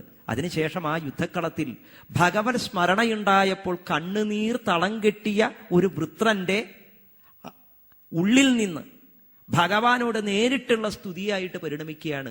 അതാണ് നാഗപൃഷ്ഠം, എനിക്ക് സ്വർഗം വേണ്ട, ബ്രഹ്മ ലോകം വേണ്ട, ഒന്നും വേണ്ട എന്ന് പറയുന്ന വൃത്രന്റെ അവസ്ഥ. എങ്ങനെയാ എന്റെ വിരഹം? അത് വൃത്രൻ സൂചിപ്പിക്കുന്നു. അജാതപക്ഷ ഇവ മാതരം ഖഗാ സ്തന്യം യഥാ വത്സതരാ ക്ഷുധാർത്താഹ പ്രിയം പ്രിയേവ വ്യുഷിതം വിഷണ്ണ മനോരവിന്ദാക്ഷതിദൃക്ഷതേ ത്വാം. എന്റെ മനസ്സ്, അല്ലയോ ഭഗവാനെ, അവിടുത്തെ കാണുന്നതിന് വേണ്ടി വിരഹാതുരമായിരിക്കുന്നു. എങ്ങനെ? അജാതപക്ഷ ഇവ മാതരം ഖഗാ, ചിറകുമുളയ്ക്കാത്ത പക്ഷിക്കുഞ്ഞുങ്ങള് തള്ളപ്പക്ഷി കൊക്കിലൊതുക്കിക്കൊണ്ടുവരുന്ന ആഹാരത്തിന് വേണ്ടി കാത്തിരിക്കുന്നത് പോലെ, കയറിൽ കെട്ടിയിട്ടതായ പശുക്കുട്ടി ദാഹിച്ച് വലഞ്ഞ് തള്ളപ്പയ്യ അടുത്ത് തന്നെ നിൽക്കുന്നുണ്ട്, പക്ഷെ അടുത്തേക്ക് പോകാൻ പറ്റുന്നില്ല അല്ലേ? അതൊരു വല്ലാത്ത അവസ്ഥയാണ്. ദാഹിച്ച് വലഞ്ഞ് തള്ളപ്പയ്യന്റെ അകിട്ടിലേക്ക് കുതികൊള്ളുന്നത് പോലെ ദൂരദേശത്തേക്ക് പോയതായ ഭർത്താവിനെ കാത്ത് പതിവ്രതയായ ആ കാന്ത ഭാര്യ വിരഹാതുരയായി കാത്തിരിക്കുന്നത് പോലെ എൻ്റെ മനസ്സ്, അല്ലയോ ഭഗവാനെ, അവിടുത്തെ ദർശിക്കുന്നതിന് വേണ്ടി കുതികൊള്ളുന്നു, വിരഹാതുരമായി കാത്തിരിക്കുന്നു. ഇവിടെ പറഞ്ഞിട്ടും മതിയാവുന്നില്ല. എൻ്റെ മനസ്സിന്റെ അവസ്ഥ ഞാൻ വർണ്ണിക്കാൻ ശ്രമിക്കുകയാണ്. എങ്ങനെയൊക്കെ? അജാതപക്ഷായിവ മാതരം ഖഗ, ചിറകു മുളയ്ക്കാത്ത പക്ഷിക്കുഞ്ഞിനെ പോലെ എന്ന് പറഞ്ഞപ്പോ അങ്ങനെയാണോ എൻ്റെ മനസ്സ്? അല്ലല്ലോ. കാരണം ചിറക് മുളയ്ക്കാത്ത പക്ഷിക്കുഞ്ഞുങ്ങൾക്കൊരു സ്വഭാവമുണ്ട്, ചിറക് മുളച്ചു കഴിഞ്ഞാൽ പിന്നെ തള്ളയെ വേണ്ട. ഞാൻ അങ്ങനെയാണോ? ഭഗവാനിലേക്കാണ് ഞാൻ കുതികൊള്ളാൻ ആഗ്രഹിക്കുന്നത്. അപ്പൊ പക്ഷിക്കുഞ്ഞിന്റെ ഉപമ പോരാ, അതുകൊണ്ട് കുറച്ചുകൂടി കേമായിക്കോട്ടെ എന്ന് വിചാരിച്ച് അടുത്ത ഉപമ പറഞ്ഞു, കെട്ടിയിട്ട പശുവിനെ പോലെ. അതും ശരിയാവൂ? കാരണം പശുക്കുട്ടിയുടെ അവസ്ഥ എന്താ? മുലപ്പാലിന് വേണ്ടിയാ കുതികൊള്ളുന്നത്. കുറെ കഴിഞ്ഞ് പശുക്കുട്ടി വളർന്നു കഴിഞ്ഞാലോ മുലപ്പാലിന് രുചിയില്ലാതാവും, അത് അതിന് ആവശ്യമില്ലാതെ വരും. എനിക്കങ്ങനെയാണ്. ഒരിക്കലും എനിക്ക് ഭഗവാനെ പിരിഞ്ഞിരിക്കാൻ പറ്റില്ല. ഒരിക്കലും പിരിഞ്ഞിരിക്കാത്ത അവസ്ഥ എവിടെയാണുള്ളത്? പതിവ്രതയായ ധർമ്മപത്നിക്ക് മാത്രമേ ഉള്ളൂ. അത് ഭർത്താവിന്റെ ധർമ്മത്തെ പകുത്തെടുത്ത ആ ധർമ്മപത്നി എപ്പോഴാ ആ അവസാനം അഗ്നിയിലേക്ക് ലയിക്കുമ്പോൾ പോലും പൃഥുവിന്റെ ധർമ്മപത്നി അർച്ചിസ് ലോകത്തിന് കാണിച്ചു കൊടുത്തതുപോലെ ഭർത്താവിന്റെ ധർമ്മത്തെ വേണ്ടതുപോലെ അനുഷ്ഠിച്ച് ഭർത്താവിനോടൊപ്പം ഉൾച്ചേർന്ന ആ ധർമ്മസ്വരൂപമായി മാറിയതായ ആ പതിവ്രതയായ ധർമ്മപത്നിയുടെ അതേ ഭാവമാണ് എനിക്കിപ്പോ. ഭർത്താവ് ദൂരദേശത്തേക്ക് പോയപ്പോൾ ഉണ്ടായ വിരഹം. ഭർത്താവ് വന്നാലും വിരഹം അവസാനിക്കുമോ? ഇല്ല, എപ്പോഴും അടുത്ത് വേണം, അല്ലേ? അതാണ് യഥാർത്ഥമായിരിക്കുന്ന അവസ്ഥ, ഭക്തന്റെ ഹൃദയം. അപ്പോഴേ അവിടെ ഇത്തിരിയെങ്കിലും യോജിപ്പ് വന്നുള്ളൂ. ഭഗവാനെ എൻ്റെ മനസ്സ് എന്താണെന്ന് പറഞ്ഞ് മനസ്സിലാക്കി കൊടുക്കാൻ ഭക്തൻ കാണിക്കുന്നതായ ആകാംക്ഷ, ഉദ്വേഗം, അതൊക്കെ നമുക്ക് ഈ ശ്ലോകത്തിൽ കാണാം. ഇങ്ങനെയുള്ളതായ എൻ്റെ മനസ്സ് ഭഗവാനിലേക്ക് കുതികൊള്ളുകയാണ് വിരഹമായിട്ട്, വിരഹാർദ്രമായിട്ട്. ആധ്യാത്മികം, ആദിഭൗതികം, ആദിദൈവികം എന്നിങ്ങനെയുള്ള ദുഃഖങ്ങൾ അത് വരുമ്പോഴാണ് ഭഗവാനെ സ്മരിക്കുക പലരും. അതാണ് അജാതപക്ഷായിവ മാതരം ഖഗ എന്ന് പറഞ്ഞപ്പോ പരുന്തുകളെ പോലെയുള്ള, കൂമനെ പോലെയുള്ള ദുഷ്ട പക്ഷികളൊക്കെ ആക്രമിക്കുന്ന സമയത്ത് കൂട്ടിലിരുന്ന് കുഞ്ഞു പക്ഷികൾ, ചിറമുളയ്ക്കാത്ത പക്ഷിക്കുഞ്ഞുങ്ങൾ ഉറക്കെ വിലപിക്കും. അപ്പൊ അത് ഈ ആധ്യാത്മിക, ആദിദൈവിക, ആദിഭൗതികങ്ങളായ ദുഃഖങ്ങളായിട്ട് നമുക്ക് പറയാം. കെട്ടിയിട്ട പശുക്കുട്ടി കുതികൊള്ളുന്നത് പോലെ എന്ന് പറഞ്ഞാൽ എന്താ അർത്ഥം? ഇവിടുത്തെ കെട്ടിയിട്ട കയറെന്താ? നമ്മളെയൊക്കെ കെട്ടിയിട്ടിരിക്കുന്നത് സ്നേഹപാശമിവം ചിന്തി എന്ന് കുന്തിദേവി പറഞ്ഞത് തന്നെ. സ്നേഹമാകുന്ന പാശമാകുന്ന കയറ്, അതാണ് നമ്മളെയൊക്കെ കുരുക്കിയിരിക്കുന്നത്. അത് പൊട്ടിച്ചെറിയാൻ സഹായിക്കണേ ഭഗവാന്, അല്ലേ? അത് പൊട്ടിച്ചെറിഞ്ഞിട്ടാ എനിക്ക് ഭഗവാനിലേക്ക് വരാനുള്ള ആഗ്രഹം. പിന്നെയോ ധർമ്മം പകുത്തെടുത്ത പതിവ്രതയായിരിക്കുന്ന ധർമ്മപത്നിയെ പോലെ എന്ന് പറയുമ്പോൾ കാമാദികളാകുന്നതായ വിഷയസുഖങ്ങളും എന്നെ ബന്ധിച്ചിട്ടുണ്ട്. ആ സാംസാരികമായിരിക്കുന്ന ബന്ധനങ്ങള്, വിഷണ്ണതകള്, ദുഃഖങ്ങള്. കാമം ദുഃഖമാണ്. ആശാഹി ദുഃഖം, നിരാശയാണ് സുഖം. ആ ആശകൾ എനിക്ക് ദുഃഖമായിട്ടുണ്ട്. അതൊക്കെ എന്നിൽ നിന്ന് ഇല്ലാതാക്കി ഭഗവാന് അവിടത്തേക്ക് എൻ്റെ മനസ്സ് കുതികൊള്ളുന്നു എന്നിങ്ങനെ പ്രാർത്ഥിച്ചു. കാരണം അതല്ലാതെ ഏത് തുഷ്ടിഭാവത്തിൽ എത്തിച്ചേർന്നാലും പൂർണ്ണമാവുന്നില്ല. ആത്യന്തികമായ ശ്രേയസ്സിന് വേണ്ടി പരിശ്രമിക്കുന്നവനായിരിക്കുന്ന ഒരുവൻ ആ ആത്മസാക്ഷാത്കാരം നേടുന്നത് വരെ പരിശ്രമിച്ചുകൊണ്ടിരിക്കണം, യുദ്ധം ചെയ്യണം. ആരുമായിട്ട്? ഈ വിഷയസുഖങ്ങളുമായിട്ട് വേണ്ട.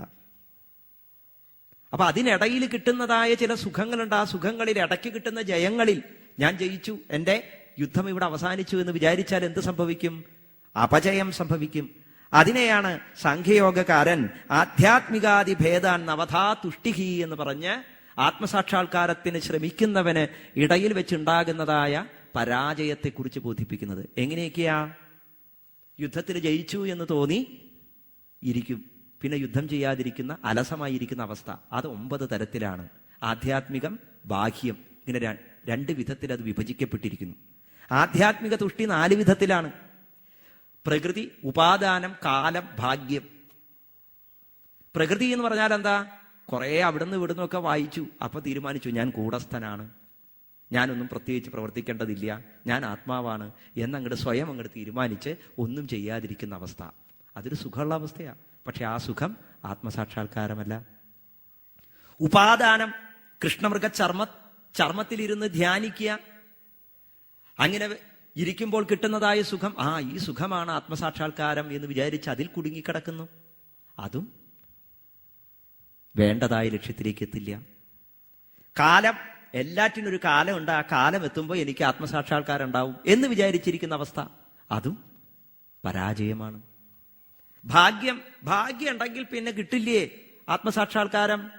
ഋഷഭദേവൻ ദഹിച്ചതായ കാട്ടിൽ ദഹിക്കപ്പെട്ടതായ പ്രാണികൾക്ക് അവർ ചോദിക്കാതെ തന്നെ മോക്ഷം കിട്ടിയില്ലേ എന്ന് പറയുന്ന പോലെ ഭാഗ്യം ഉണ്ടെങ്കിൽ നമുക്ക് മോക്ഷം കിട്ടും, ആത്മസാക്ഷാത്കാരം കിട്ടും എന്ന് വിചാരിക്കുന്ന അവസ്ഥ, അതും ഒരുതരം തുഷ്ടിയാണ്, അതും അലസതയുടെ ലക്ഷണമാണ്. ഇങ്ങനെ 4 തരത്തിലുള്ളതായ ആധ്യാത്മിക തുഷ്ടി. ബാഹ്യതുഷ്ടികളുണ്ട്, അത് 5 എണ്ണം. ആർജനം അഥവാ പാരം എന്ന് വെച്ചാൽ എന്ത് നമ്മളെ കൃഷി, കച്ചവടം മുതലായവയൊക്കെ ചെയ്യാന്ന് പറഞ്ഞാൽ വളരെയധികം ദുഃഖങ്ങൾ ഉണ്ടാക്കുന്ന ഒരു കാര്യമാണ് എന്ന് വിചാരിച്ച് അത് ചെയ്യാതിരിക്കുക.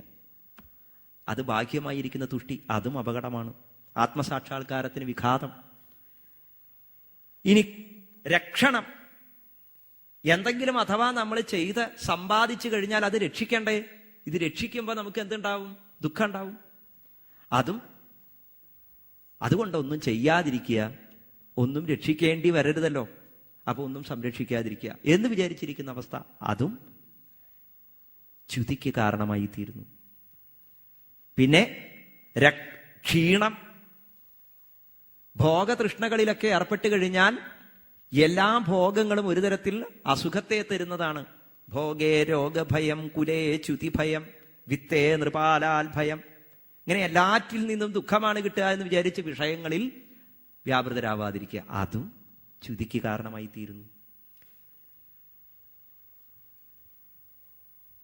ഭോഗം അഥവാ ഉത്തമാംഭസ് എന്ന് പറയുന്ന ഒരു തരം തുഷ്ടിയുണ്ട്. ആ തുഷ്ടി എന്താ? രാഗാദികൾക്ക് കാരണമായി തീരുന്നു. ആരെങ്കിലും ഒക്കെ ആയിട്ട് ബന്ധമുണ്ടായാൽ രാഗത്തിന് കാരണമാവും എന്ന് വിചാരിച്ചു ഒന്നിനോട് ബന്ധപ്പെടാതിരിക്കുക. ആ അപകടം കുറച്ച് പിടിപെട്ടു ആർക്ക്? ജഡഭരതന്. അല്ലേ? അതങ്ങോട്ട് തീർത്തു കൊടുത്തത് ഭദ്രകാളി സ്വരൂപത്തിൽ അവതരിച്ചപ്പോഴാണ്.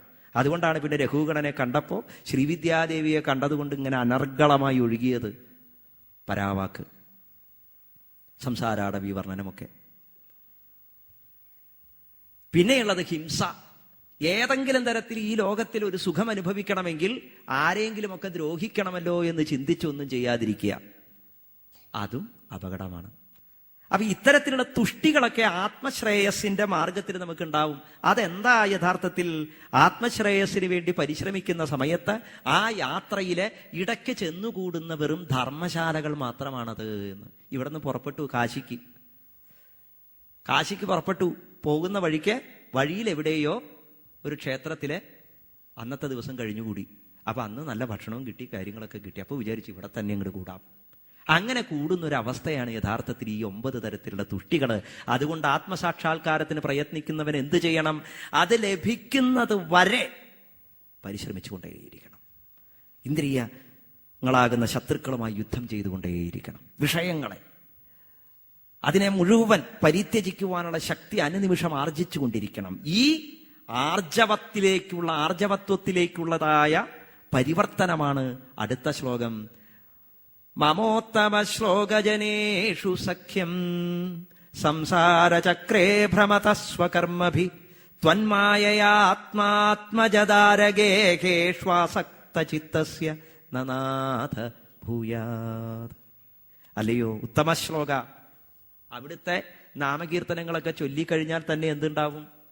എല്ലാ തരത്തിലുമുള്ളതായ ദുഃഖങ്ങളിൽ നിന്നും മോചനം കിട്ടും. അത്തരത്തിലുള്ള ഉത്തമ ശ്ലോകനാണ് അങ്ങ്. അങ്ങനെയുള്ള അങ്ങയുടെ പാതാരവിന്ദത്തെ പരിസേവനം ചെയ്ത് വിഷയസുഖങ്ങൾ തൊട്ടു തീണ്ടാതെ ആ വൈകുണ്ഠാവസ്ഥയെ അനുഭവിച്ചു കൊണ്ടിരിക്കുന്ന മഹായോഗികളുമായി, ഭക്ത സ്വരൂപങ്ങളുമായി എനിക്കെപ്പോഴും സംഗമം ഉണ്ടാക്കി തരണേ ഭഗവാനെ. അല്ലാതെ വെറുതെ വിഷയമാകുന്ന ചെളിയിൽ പൂണ്ട് കിടന്ന് അത് തന്നെ വിഷം, ആ വിഷത്തെ പിന്നെ വിഷമാണെന്ന് തിരിച്ചറിയാതെ അത് സ്വാദോടുകൂടി അമൃതമാണെന്ന് കരുതി ഭുജിച്ചുകൊണ്ട് അതിൽ തന്നെ ഇങ്ങനെ വസിച്ചുകൊണ്ടിരിക്കുന്ന ജീർണമായിരിക്കുന്ന ശരീരങ്ങളുമായി എനിക്ക് ബന്ധമുണ്ടാക്കി തരരുതേ ഭഗവാനെ എന്നതാണ് ഉദാത്തമായിരിക്കുന്ന വൃത്രന്റെ പ്രാർത്ഥന. വൃത്രസ്തുതി അവിടെ അവസാനിക്കുന്നു. അടുത്തത് നമ്മൾ കാണുന്നത് കൈഡഭനെ പോലെ. ഈ സ്തുതിയൊക്കെ കഴിഞ്ഞു. നേരെ എങ്ങനെയാണോ പരമപുരുഷനായിരിക്കുന്ന ഭഗവാന്റെ നേരെ ഏകാർണവത്തിൽ വെച്ച് മധുകൈഡഭന്മാരിൽ കൈഡഭൻ പാഞ്ഞു ചെന്നത്, അതുപോലെ വൃത്രാസുരൻ പാഞ്ഞു ചെന്നു എന്നാ പറയുന്നത്. യഥാ മഹാപുരുഷം കൈഡഭോപ്സു. അപ്പൊ തന്നെ മനസ്സിലാക്കാം, കൈഡഭനെ ഭഗവാൻ വധിച്ചു. സ്വന്തം മടിത്തട്ടിൽ വെച്ചിട്ടാണ് വധിച്ചത്, ചക്രായുധം കൊണ്ട്. മരണം ചോദിച്ചു വാങ്ങുകയാണ് ചെയ്തത്, അല്ലേ? കൊടുക്കുകയാണ് വരമായി. എന്നെ വധിച്ചുകൊള്ളൂ എന്ന വരം വിഷ്ണുവിന് കൊടുക്കുകയാണ് ചെയ്തത് കൈഡഭൻ. അതേപോലെയാണ് ഇവിടെ വൃത്രൻ എന്താ ചെയ്യുന്നത്? എനിക്ക് മരണം തരൂ എന്ന് യാചിച്ചു വാങ്ങുകയാണ് യുദ്ധകളത്തിൽ വെച്ച്.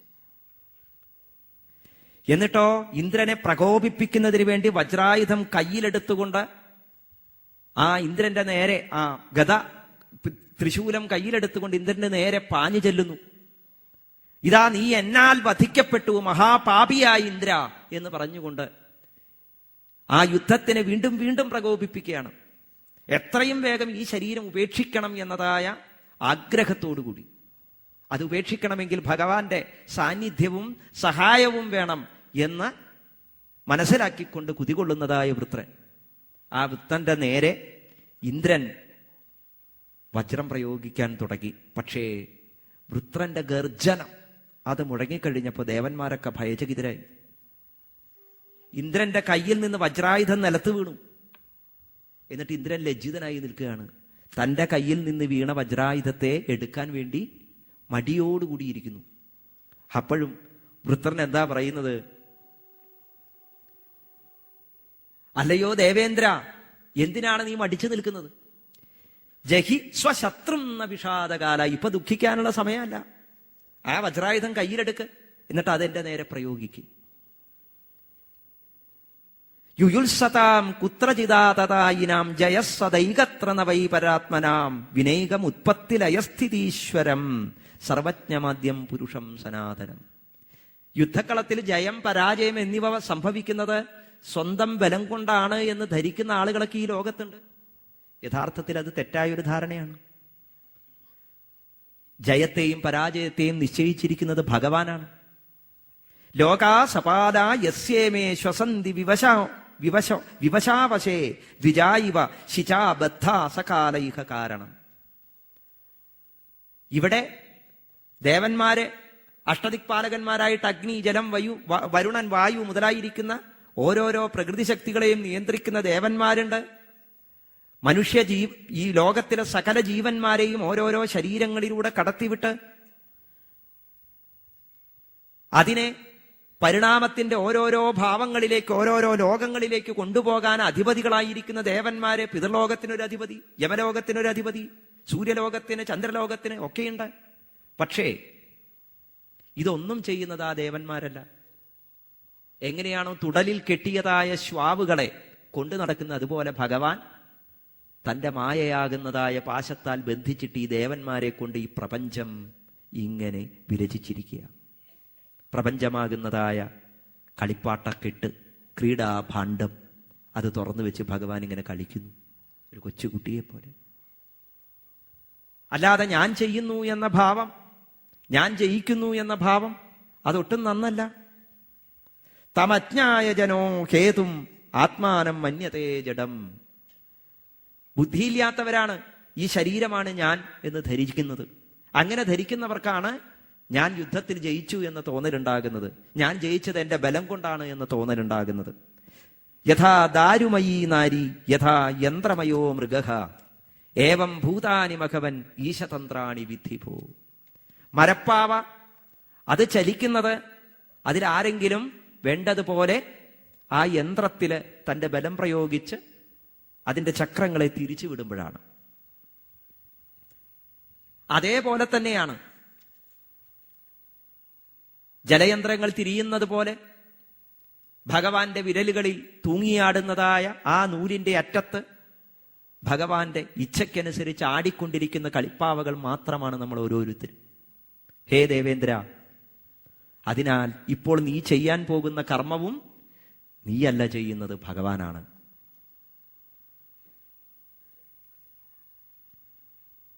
ഭൂതൈ സൃജതി ഭൂതാനി ഗ്രസതേ താനി തൈ സ്വയം.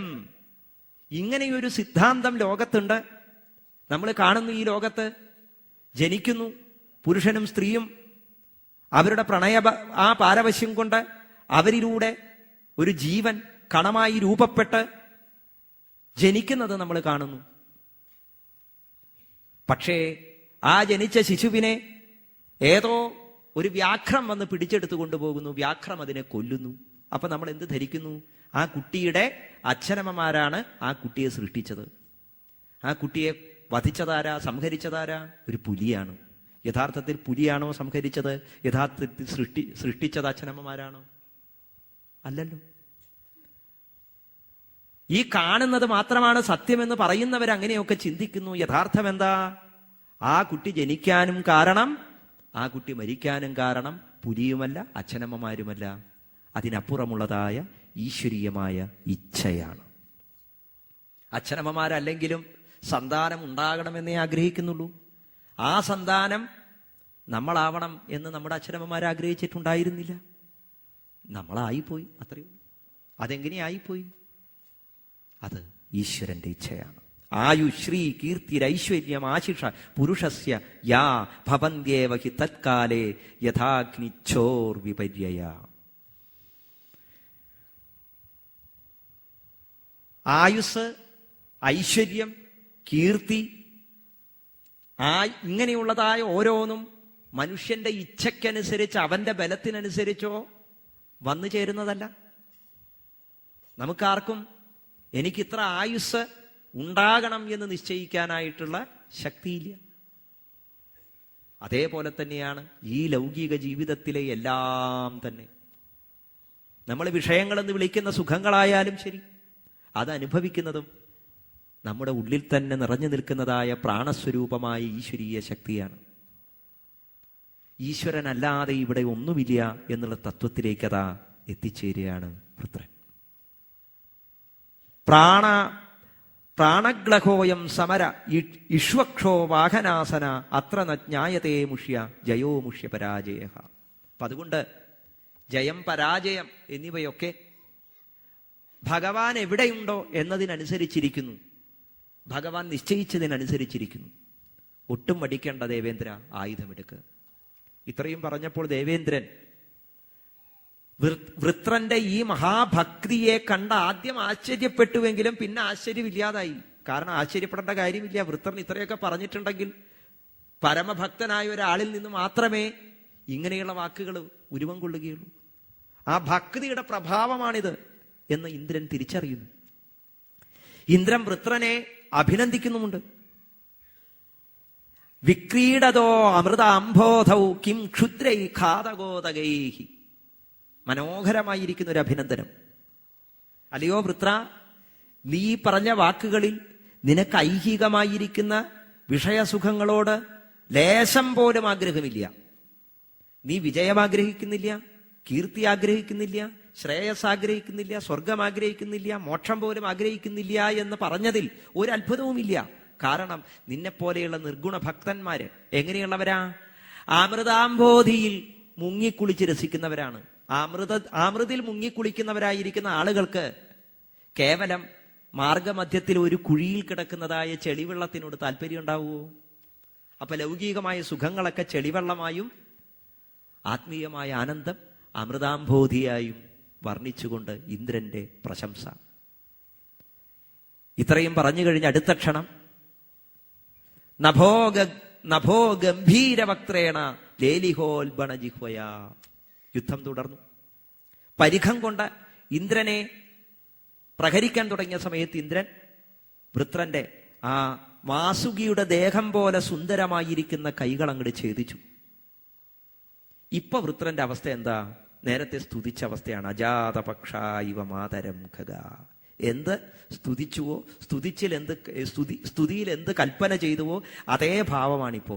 ചിറക് മുളയ്ക്കാത്ത പക്ഷിക്കുഞ്ഞിനെ പോലെ യുദ്ധക്കളത്തിലെ രണ്ട് കൈകളും അറ്റു. ചിറക് മുളയ്ക്കാത്ത പക്ഷിക്കുഞ്ഞുങ്ങളുടെ നിറം എന്താ? രക്തത്തിന്റെ നിറമാണ്, രക്തത്താൽ അഭിഷിക്തനായിട്ട്. തള്ളപ്പയ്യന്റെ അകിട്ടിലേക്ക് കുതികൊള്ളുന്ന പശുക്കുട്ടിയെ പോലെ. എങ്ങനെയാ? ആ പശുക്കുട്ടി എഴുന്നേൽക്കും വീഴും, എഴുന്നേൽക്കും വീഴും. അതുപോലെ കൈകൾ രണ്ടും നഷ്ടപ്പെട്ട വൃത്രൻ യുദ്ധക്കളത്തിൽ അതാ വേച്ച് വേച്ച് ആടിയാടി ഇന്ദ്രന് നേരെ. ആ വൃത്രാസുരന്റെ വായങ്ങട് പിളർന്ന സമയത്ത് അതിന്റെ ഊർധ്വഭാഗം ആകാശത്തിലും അധോഭാഗം ഭൂമിയിലും ചേർന്ന് നിന്നു. അത്രയും ഭീകരമായിരിക്കുന്ന അവസ്ഥയെ വർണ്ണിച്ചുകൊണ്ട് ഇന്ദ്രനെ ഐരാവതമടക്കം വിഴുങ്ങി എന്ന് പറയുന്നു. പക്ഷേ അമൃതജലമയമായിരിക്കുന്ന, അമൃതത്താൽ സ്പർശിക്കപ്പെട്ട് പുനീതമായിരിക്കുന്നതായി ഇന്ദ്രന്റെ ശരീരത്തിനോ ഐരാവതത്തിന്റെ ശരീരത്തിനോ ഒന്നും സംഭവിച്ചില്ല. വൃത്രന്റെ ഉദരത്തിൽ ചെന്നു തന്റെ കയ്യിലുള്ളതായ വിഷ്ണു യന്ത്രിതാൻ വിഷ്ണുവിന്റെ ശക്തി ചൈതന്യം ഉൾച്ചേർന്നതായ വജ്രായുധത്താൽ ആ വൃത്രാസുരന്റെ ഉദരം ഭേദിച്ച് പുറത്തേക്ക് വന്നു. എന്നിട്ടോ വജ്രസ്തു തൽക്കന്ധരമാശു വേഗ കൃന്ദൻ സമന്താത് പരിവർത്തമാന ന്യപാതയൽ താവദഹർഗണേന യോ ജ്യോതിഷാമയനേ വാർത്രഹത്യേ. ഉദരം പിളർന്ന് പുറത്തു വന്നിട്ടും ഇന്ദ്രൻ മരിച്ചിട്ടില്ല. ഇന്ദ്രനെ വധിച്ചത് എങ്ങനെയാ? യോ ജ്യോതിഷാമയനേ വാർത്രഹത്യേ. 360 ദിവസം ഇന്ദ്രൻ വജ്രായുധം കൊണ്ട് ഇങ്ങനെ തെക്കോട്ടും വടക്കോട്ടും പടിഞ്ഞാട്ടും കിഴക്കോട്ടും പ്രപഞ്ചത്തിന്റെ അറ്റം വരെ 360 ദിവസം കൊണ്ട് ആ വജ്രായുധം സഞ്ചരിപ്പിച്ചിട്ടാണത്രേ വൃത്രന്റെ ഗളം ഛേദിച്ചത്. വൃത്രസ്യ ദേഹാൻ നിഷ്ക്രാന്താമാത്മജ്യോതിരരിന്ദമ പശ്യതാം സർവലോകാനാം അലോകം സമപദ്യത. കണ്ടു എല്ലാവരും വൃത്രന്റെ ആ ദേഹത്തിൽ നിന്നും ദിവ്യ തേജസ് ഓടുകൂടി ദിവ്യപുരുഷ ഭാവത്തിൽ അതാ ഭഗവാനിലേക്ക് വിലയം കൊള്ളുന്നതായ പുണ്യമായ ജീവൻ. വൃത്രൻ ഇന്ദ്രനോട് പറയുന്ന വാക്കുകളിൽ വളരെ പ്രധാനപ്പെട്ട ഒരു വാക്ക്, ഒരു വിശേഷണം. അല്ലയോ ദേവേന്ദ്ര, ത്യജന്തം ത്യജാമ്യഹം. എന്തായാലും എപ്പോഴെങ്കിലും ഒരിക്കൽ എന്നെ ത്യജിക്കുന്ന ഈ ശരീരം ഞാൻ ഈ യുദ്ധക്കളത്തിൽ ഉപേക്ഷിക്കാൻ പോവുകയാണ്. അതിന് നീ എന്നെ സഹായിക്കണമെന്നാണ് പറഞ്ഞതിനർത്ഥം. വൃത്രന്റെ ശരീരത്തിൽ നിന്ന് ദിവ്യമായിരിക്കുന്ന തേജസ് ഭഗവാനിൽ വിലയിച്ചു എന്ന് പറഞ്ഞ് ഈ അധ്യായം അവസാനിക്കുമ്പോൾ സ്തുതിയും മോക്ഷവും ഉൾച്ചേർത്ത് മനനം ചെയ്യുന്ന വേളയിൽ നമ്മൾ ഓരോരുത്തരും യഥാർത്ഥത്തിൽ ഈ വൃത്രന്റെ ആദ്യത്തെ അവസ്ഥയിലുള്ളവരാണ്. ഹരേ എന്ന് സംബോധന ചെയ്ത് അഥവാ ഞാൻ പരാജയപ്പെട്ടാൽ എന്ന് ചിന്തിക്കുന്നതിന് തൊട്ടു മുമ്പുള്ള വൃത്രന്റെ അവസ്ഥയാണ് നമ്മുടെ. ഞാൻ ജയിക്കും, ഞാൻ ജയിക്കും എന്ന് പറയുന്ന വൃത്രന്മാരാണ് നമ്മൾ ഓരോരുത്തരും. നമ്മുടെ ജീവന്റെ അവസ്ഥ അതാണ്. നമുക്ക് ചുറ്റുമുള്ള പ്രപഞ്ച സുഖങ്ങളെ അനുഭവിക്കുമ്പോൾ ഇന്ദ്രിയ ശക്തിയിൽ അഭിമാനം കൊള്ളുന്നവരാണ് നമ്മൾ. കണ്ട കാഴ്ചകളിലും കേട്ട ശബ്ദങ്ങളിലും സ്പർശങ്ങളിലും രുചികളിലും ഗന്ധങ്ങളിലും കുടുങ്ങിക്കൊണ്ട് ഈ പ്രപഞ്ചത്തെ വേണ്ടതുപോലെ ഞാൻ ആസ്വദിച്ചു കൊണ്ടിരിക്കുന്നു എന്നിങ്ങനെ ശരീരബോധത്തോടുകൂടി വർത്തിക്കുന്ന അവസ്ഥയാണ് ഇപ്പോൾ നമ്മുടേത്. വൃത്രന് ആ അവസ്ഥയിൽ നിന്ന് ശരീരത്തിന്റെ നിസ്സാരത ബോധ്യപ്പെട്ടത് ഹരേ എന്നൊരൊറ്റ സംബോധന കൊണ്ടാണ്. നിന്നെ ഞാൻ വധിക്കും, ഞാൻ ജയിക്കും, നീ പരാജയപ്പെടും എന്ന് പറഞ്ഞ അതേ വൃത്രൻ തിരിച്ചു ചിന്തിക്കാൻ തുടങ്ങിയപ്പോൾ, എപ്പോൾ ഞാൻ ജയിക്കും എന്ന് പറഞ്ഞതുപോലെ തന്നെ തിരിച്ചും സംഭവിക്കാം അല്ലേ? ഞാൻ പരാജയപ്പെടുകയും ചെയ്യും. നിന്നെ ഞാൻ വധിക്കും എന്ന് പറഞ്ഞതുപോലെ തന്നെ തിരിച്ചും സംഭവിക്കാം, ഞാനും വധിക്കപ്പെടാം. ഈ ബോധമാണ് നമുക്കൊക്കെ വേണ്ടത്. അഹന്യഹനി ഭൂതാനി പ്രവിശന്തി യമാലയം ശേഷാഹ സ്ഥിരമിച്ഛന്തി കിമത്ഭുതമതപരം. ഓരോ നിമിഷവും എത്രയെത്ര ജീവജാലങ്ങൾ യമപുരിയിലേക്ക് പോയിക്കൊണ്ടിരിക്കുന്നു. ഇത് നമ്മൾ കണ്ടുകൊണ്ടിരിക്കുന്നു നമുക്ക് ചുറ്റും.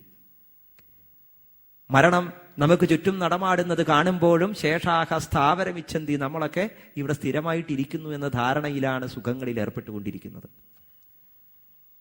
ഏത് നിമിഷവും വന്നു ചേരാവുന്നതായ ആ മരണത്തെക്കുറിച്ച് അല്പനേരമെങ്കിലും ചിന്തിക്കുക. ഈ ശരീരം നമ്മെ നിസ്സാരമായി പുറന്തള്ളും ഇല്ലേ? നമ്മളേറ്റവും അധികം സ്നേഹിച്ച്, നാം പുഷ്ടിപ്പെടുത്തി, താലോലിച്ച്, വസ്ത്രമണിയിച്ച്, കുങ്കുമ ചന്ദനാദികളാൽ ലേപനം ചെയ്ത് പരിരക്ഷിച്ചതായി ഈ ശരീരം, എനിക്ക് ഏറ്റവും പ്രിയപ്പെട്ടത്, ഈ ശരീരത്തിന് വേണ്ടി നാം എത്ര കരഞ്ഞു, ഈ ശരീരത്തിന് വേണ്ടി നാം എത്ര വാദിച്ചു, ഈ ശരീരത്തിന്റെ ബലത്തിന് വേണ്ടി നാം എത്ര കഷ്ടപ്പെട്ട ആഹാരം നേടി, എന്തൊക്കെ പ്രവർത്തികൾ ചെയ്തു, എന്നിട്ടൊടുവിലോ നാം ഏറ്റവും അധികം സ്നേഹിച്ച് ഈ ശരീരം നിഷ്കരുണം നമ്മളെ പരിത്യജിക്കും. അതിനു മുമ്പ് ഈ ശരീരത്തെ നമുക്ക് അവജ്ഞയോടെ നിസ്സാരമായിരിക്കുന്നതായ ഈ വിഷയസുഖങ്ങൾ ഇതനുഭവിക്കാനുള്ളതല്ല യഥാർത്ഥത്തിൽ ഈ ശരീരമെന്ന് തിരിച്ചറിഞ്ഞ് ഈ ശരീരത്തിൽ വർത്തിച്ചുകൊണ്ട് തന്നെ ശരീരഭിന്നമായിരിക്കുന്ന ആത്മാവബോധത്തിലേക്കുള്ള മാർഗം, അതിലേക്ക് നടന്നെടുക്കാൻ എല്ലാ ചൈതന്യത്തോടും കൂടി മാർഗങ്ങൾ തെളിഞ്ഞിരിക്കെ അതിനുവേണ്ടി പരിശ്രമിക്കാതിരിക്കുന്നത് എത്രയോ വിഡ്ഢിത്തം.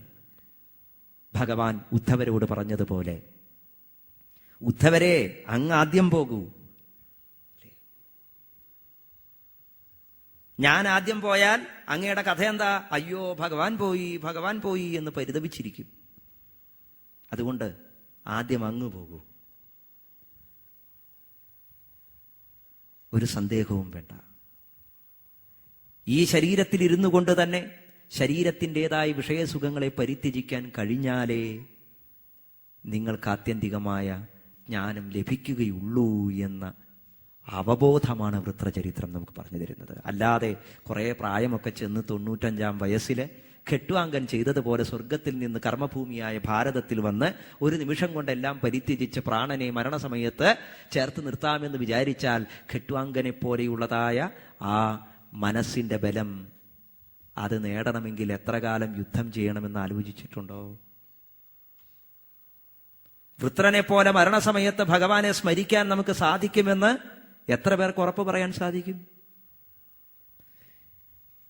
നാം എത്ര കാലം യുദ്ധം ചെയ്താലാണ്, എത്ര കാലം പരിശ്രമിച്ചാലാണ്, പരിശീലിച്ചാലാണ് അവസാനത്തെ ശ്വാസം വലിക്കുന്ന സമയത്ത് ഈ ശരീരം നമ്മളെ ഉപേക്ഷിക്കുന്നതിന് മുമ്പ് ശരീരത്തോട് നീ എത്ര നിസ്സാരമാണ്, നിന്നെപ്പോലെ എത്രയെത്ര ശരീരങ്ങളിലൂടെ കടന്നു വന്നവനാണ് ഞാൻ, അതുകൊണ്ട് നിന്നെ ഉപേക്ഷിക്കുമ്പോൾ എനിക്കൊരു വസ്ത്രം മാറുന്നത് പോലെയേ ഉള്ളൂ എന്ന് മനസ്സിനെ പഠിപ്പിച്ച് ശക്തമായിരിക്കുന്ന ഈശ്വര വിചാരത്തോടുകൂടി നമുക്ക് മരണത്തിന് മുമ്പിൽ പുഞ്ചിരി തൂകാൻ സാധിക്കുകയുള്ളൂ.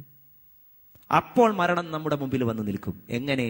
ധ്രുവന്റെ മുമ്പിൽ വന്ന് നിന്നതുപോലെ കൈകൾ കൂപ്പി മൃത്യും മൂർത്തിനി പദം ദത്വാ, ശിരസ് കുനിക്കും നമ്മുടെ മുമ്പിൽ മരണം. മരണമാകുന്ന ചവിട്ടുപടിയിൽ ചവിട്ടിക്കൊണ്ട് ഭഗവാന്റെ മടിത്തട്ടിലേക്ക് കയറിയ ധ്രുവനെ പോലെ ഭക്തന്മാരുടെ മുമ്പിൽ മരണം എപ്പോഴും ശങ്കയോടുകൂടി വന്നെത്തുന്നു, അല്ലേ? തലകുനിച്ചുകൊണ്ട്. മൃത്യുഞ്ജയത്വം അതാണ് നമ്മളെ പഠിപ്പിക്കുന്നത് ഭാഗവതം. വൃത്രസ്തുതിയിൽ ഉൾച്ചേർന്നതായ ആ ആത്മീയമായ മാർഗത്തിലേക്കുള്ള പ്രചോദനം. ഇന്ദ്രൻ ആ സമയത്ത് യഥാർത്ഥത്തിൽ ശത്രുവായ ഇന്ദ്രൻ കുറച്ചു കഴിഞ്ഞപ്പോൾ വൃത്രനെ സംബന്ധിച്ച് എന്തായി? തനിക്ക് ഈ ദേഹത്തെ നിസാരമായി കണ്ട് അതിനെ വളരെ ലളിതമായി ഉപേക്ഷിക്കുവാനുള്ള മാർഗമായി ഭഗവാൻ തന്നെ പറഞ്ഞയച്ച, അല്ലെങ്കിൽ ഭഗവത് സ്വരൂപം തന്നെയായി മാറി, ഉപാധിയായി മാറി ഇന്ദ്രൻ എന്നത്. എങ്ങനെയാണ് ഈ ഭൗതിക ജീവിതത്തിൽ ശരീരത്തെ പ്രാപിച്ചവരായ ജീവന്മാർ ഒരു കീർത്തനം കൊണ്ടോ കുറച്ചു നേരത്തെ സജ്ജനങ്ങളുമായിട്ടുള്ള സംഗമം കൊണ്ടോ അല്പനേരത്തെ കഥാശ്രവണം കൊണ്ടോ ആത്യന്തികമായ ശ്രേയോ മാർഗത്തിലേക്ക് നയിക്കപ്പെടാൻ കാരണമായ അന്ധക്കരണ ശുദ്ധിയെ കൈവരുത്തുന്നത് എന്ന ചരിത്രമാണ് ഷഷ്ഠസ്കന്ധത്തിലെ എല്ലാ കഥകളിലൂടെയും നമുക്ക് പറഞ്ഞു തരുന്നത്. ഭാഗവത പുരുഷനായിരിക്കുന്ന 12 സ്കന്ധങ്ങളോടുകൂടിയ ദശലക്ഷണോപേതമായിരിക്കുന്ന 335 അധ്യായങ്ങളോടുകൂടിയ ഈ ശ്രീമദ് ഭാഗവതത്തിന്റെ ഉദരത്തിനും ഹൃദയത്തിനും ഇടയിലുള്ള ഭാഗമാണ് 6ാമത്തെ സ്കന്ധം.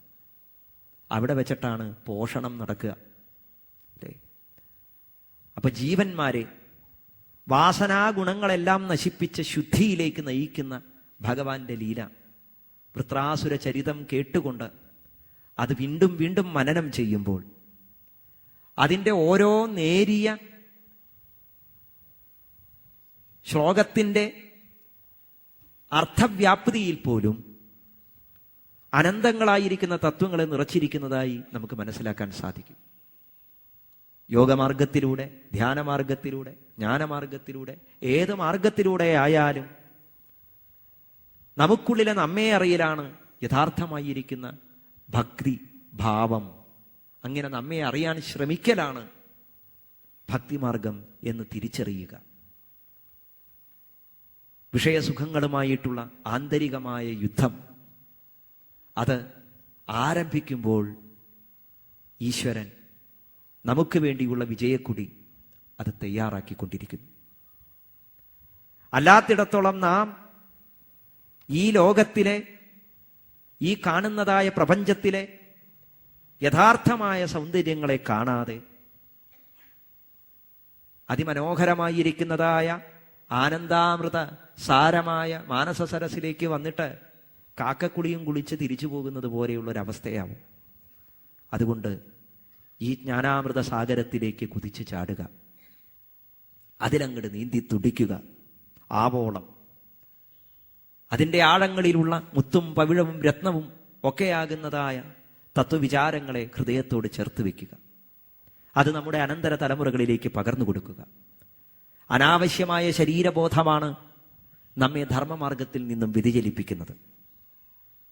വൃത്രനെ എൻ്റെ എന്നുള്ള ബോധമുണ്ടായപ്പോഴാണ് എൻ്റെ സഹോദരനോട് ചെയ്തതായ കർമ്മത്തിന് പ്രതിക്രിയ ചെയ്യണം എന്നുള്ള തോന്നലുണ്ടാക്കിയത്.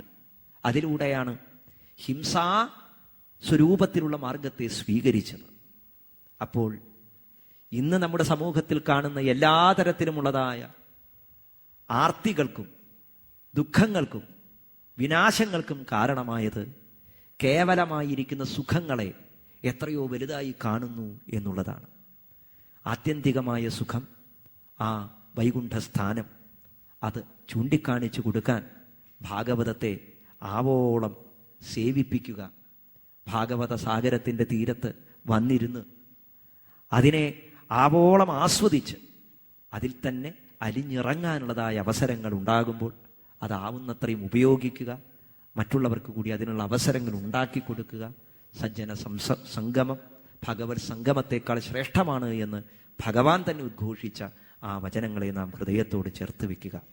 ഭക്തന്മാർക്കെല്ലാം ഭക്തനായി അവരുടെ പാദസേവ ചെയ്തുകൊണ്ട് ലോകം ചുറ്റി സഞ്ചരിക്കാൻ ആഗ്രഹിച്ച വൃത്രാസുരനെ പോലെ ഞാനും ഇവിടെ വന്നു. വൃത്രാസുരൻ്റെ ഹരേ എന്ന് വിളിച്ചതിന് ശേഷമുള്ള പരിവർത്തനത്തിലേക്ക് ഇപ്പോഴും ഞാൻ എത്തിയിട്ടില്ല. എത്ര ഹരി എന്ന് വിളിച്ചാലാണ് അത് എത്തുക എന്നറിയുകയുമില്ല. ആ ഹരിനാമം എല്ലാം എന്നിൽ നിന്ന് ഹരിക്കാൻ ഭഗവാന്റെ പാതാരവിന്ദങ്ങളിൽ അനന്തകോടി നമസ്കാരങ്ങൾ ചെയ്തുകൊണ്ട് സകല ഗുരുപരമ്പരകളെയും നമസ്കരിച്ചുകൊണ്ട് ഈ വാക്കുകൾ നിങ്ങളുടെ ഹൃദയത്തിലൂടെ ജഗദീശ്വരന്റെ പാതാരവിന്ദങ്ങളിലേക്കുള്ള സമർച്ചനയാക്കുന്നു. ഓം ഭദ്രം കർണേഭിഃ ശൃണുയാമദേവാഃ ഭദ്രം പശ്യേമാക്ഷഭിർയജത്രാഃ സ്ഥിരൈഃ അംഗൈഃ തുഷ്ടുവാംസസ്തനൂഭിः വ്യശേമ ദേവഹിതം യദായു. ഹരി ഓം തത്സത്.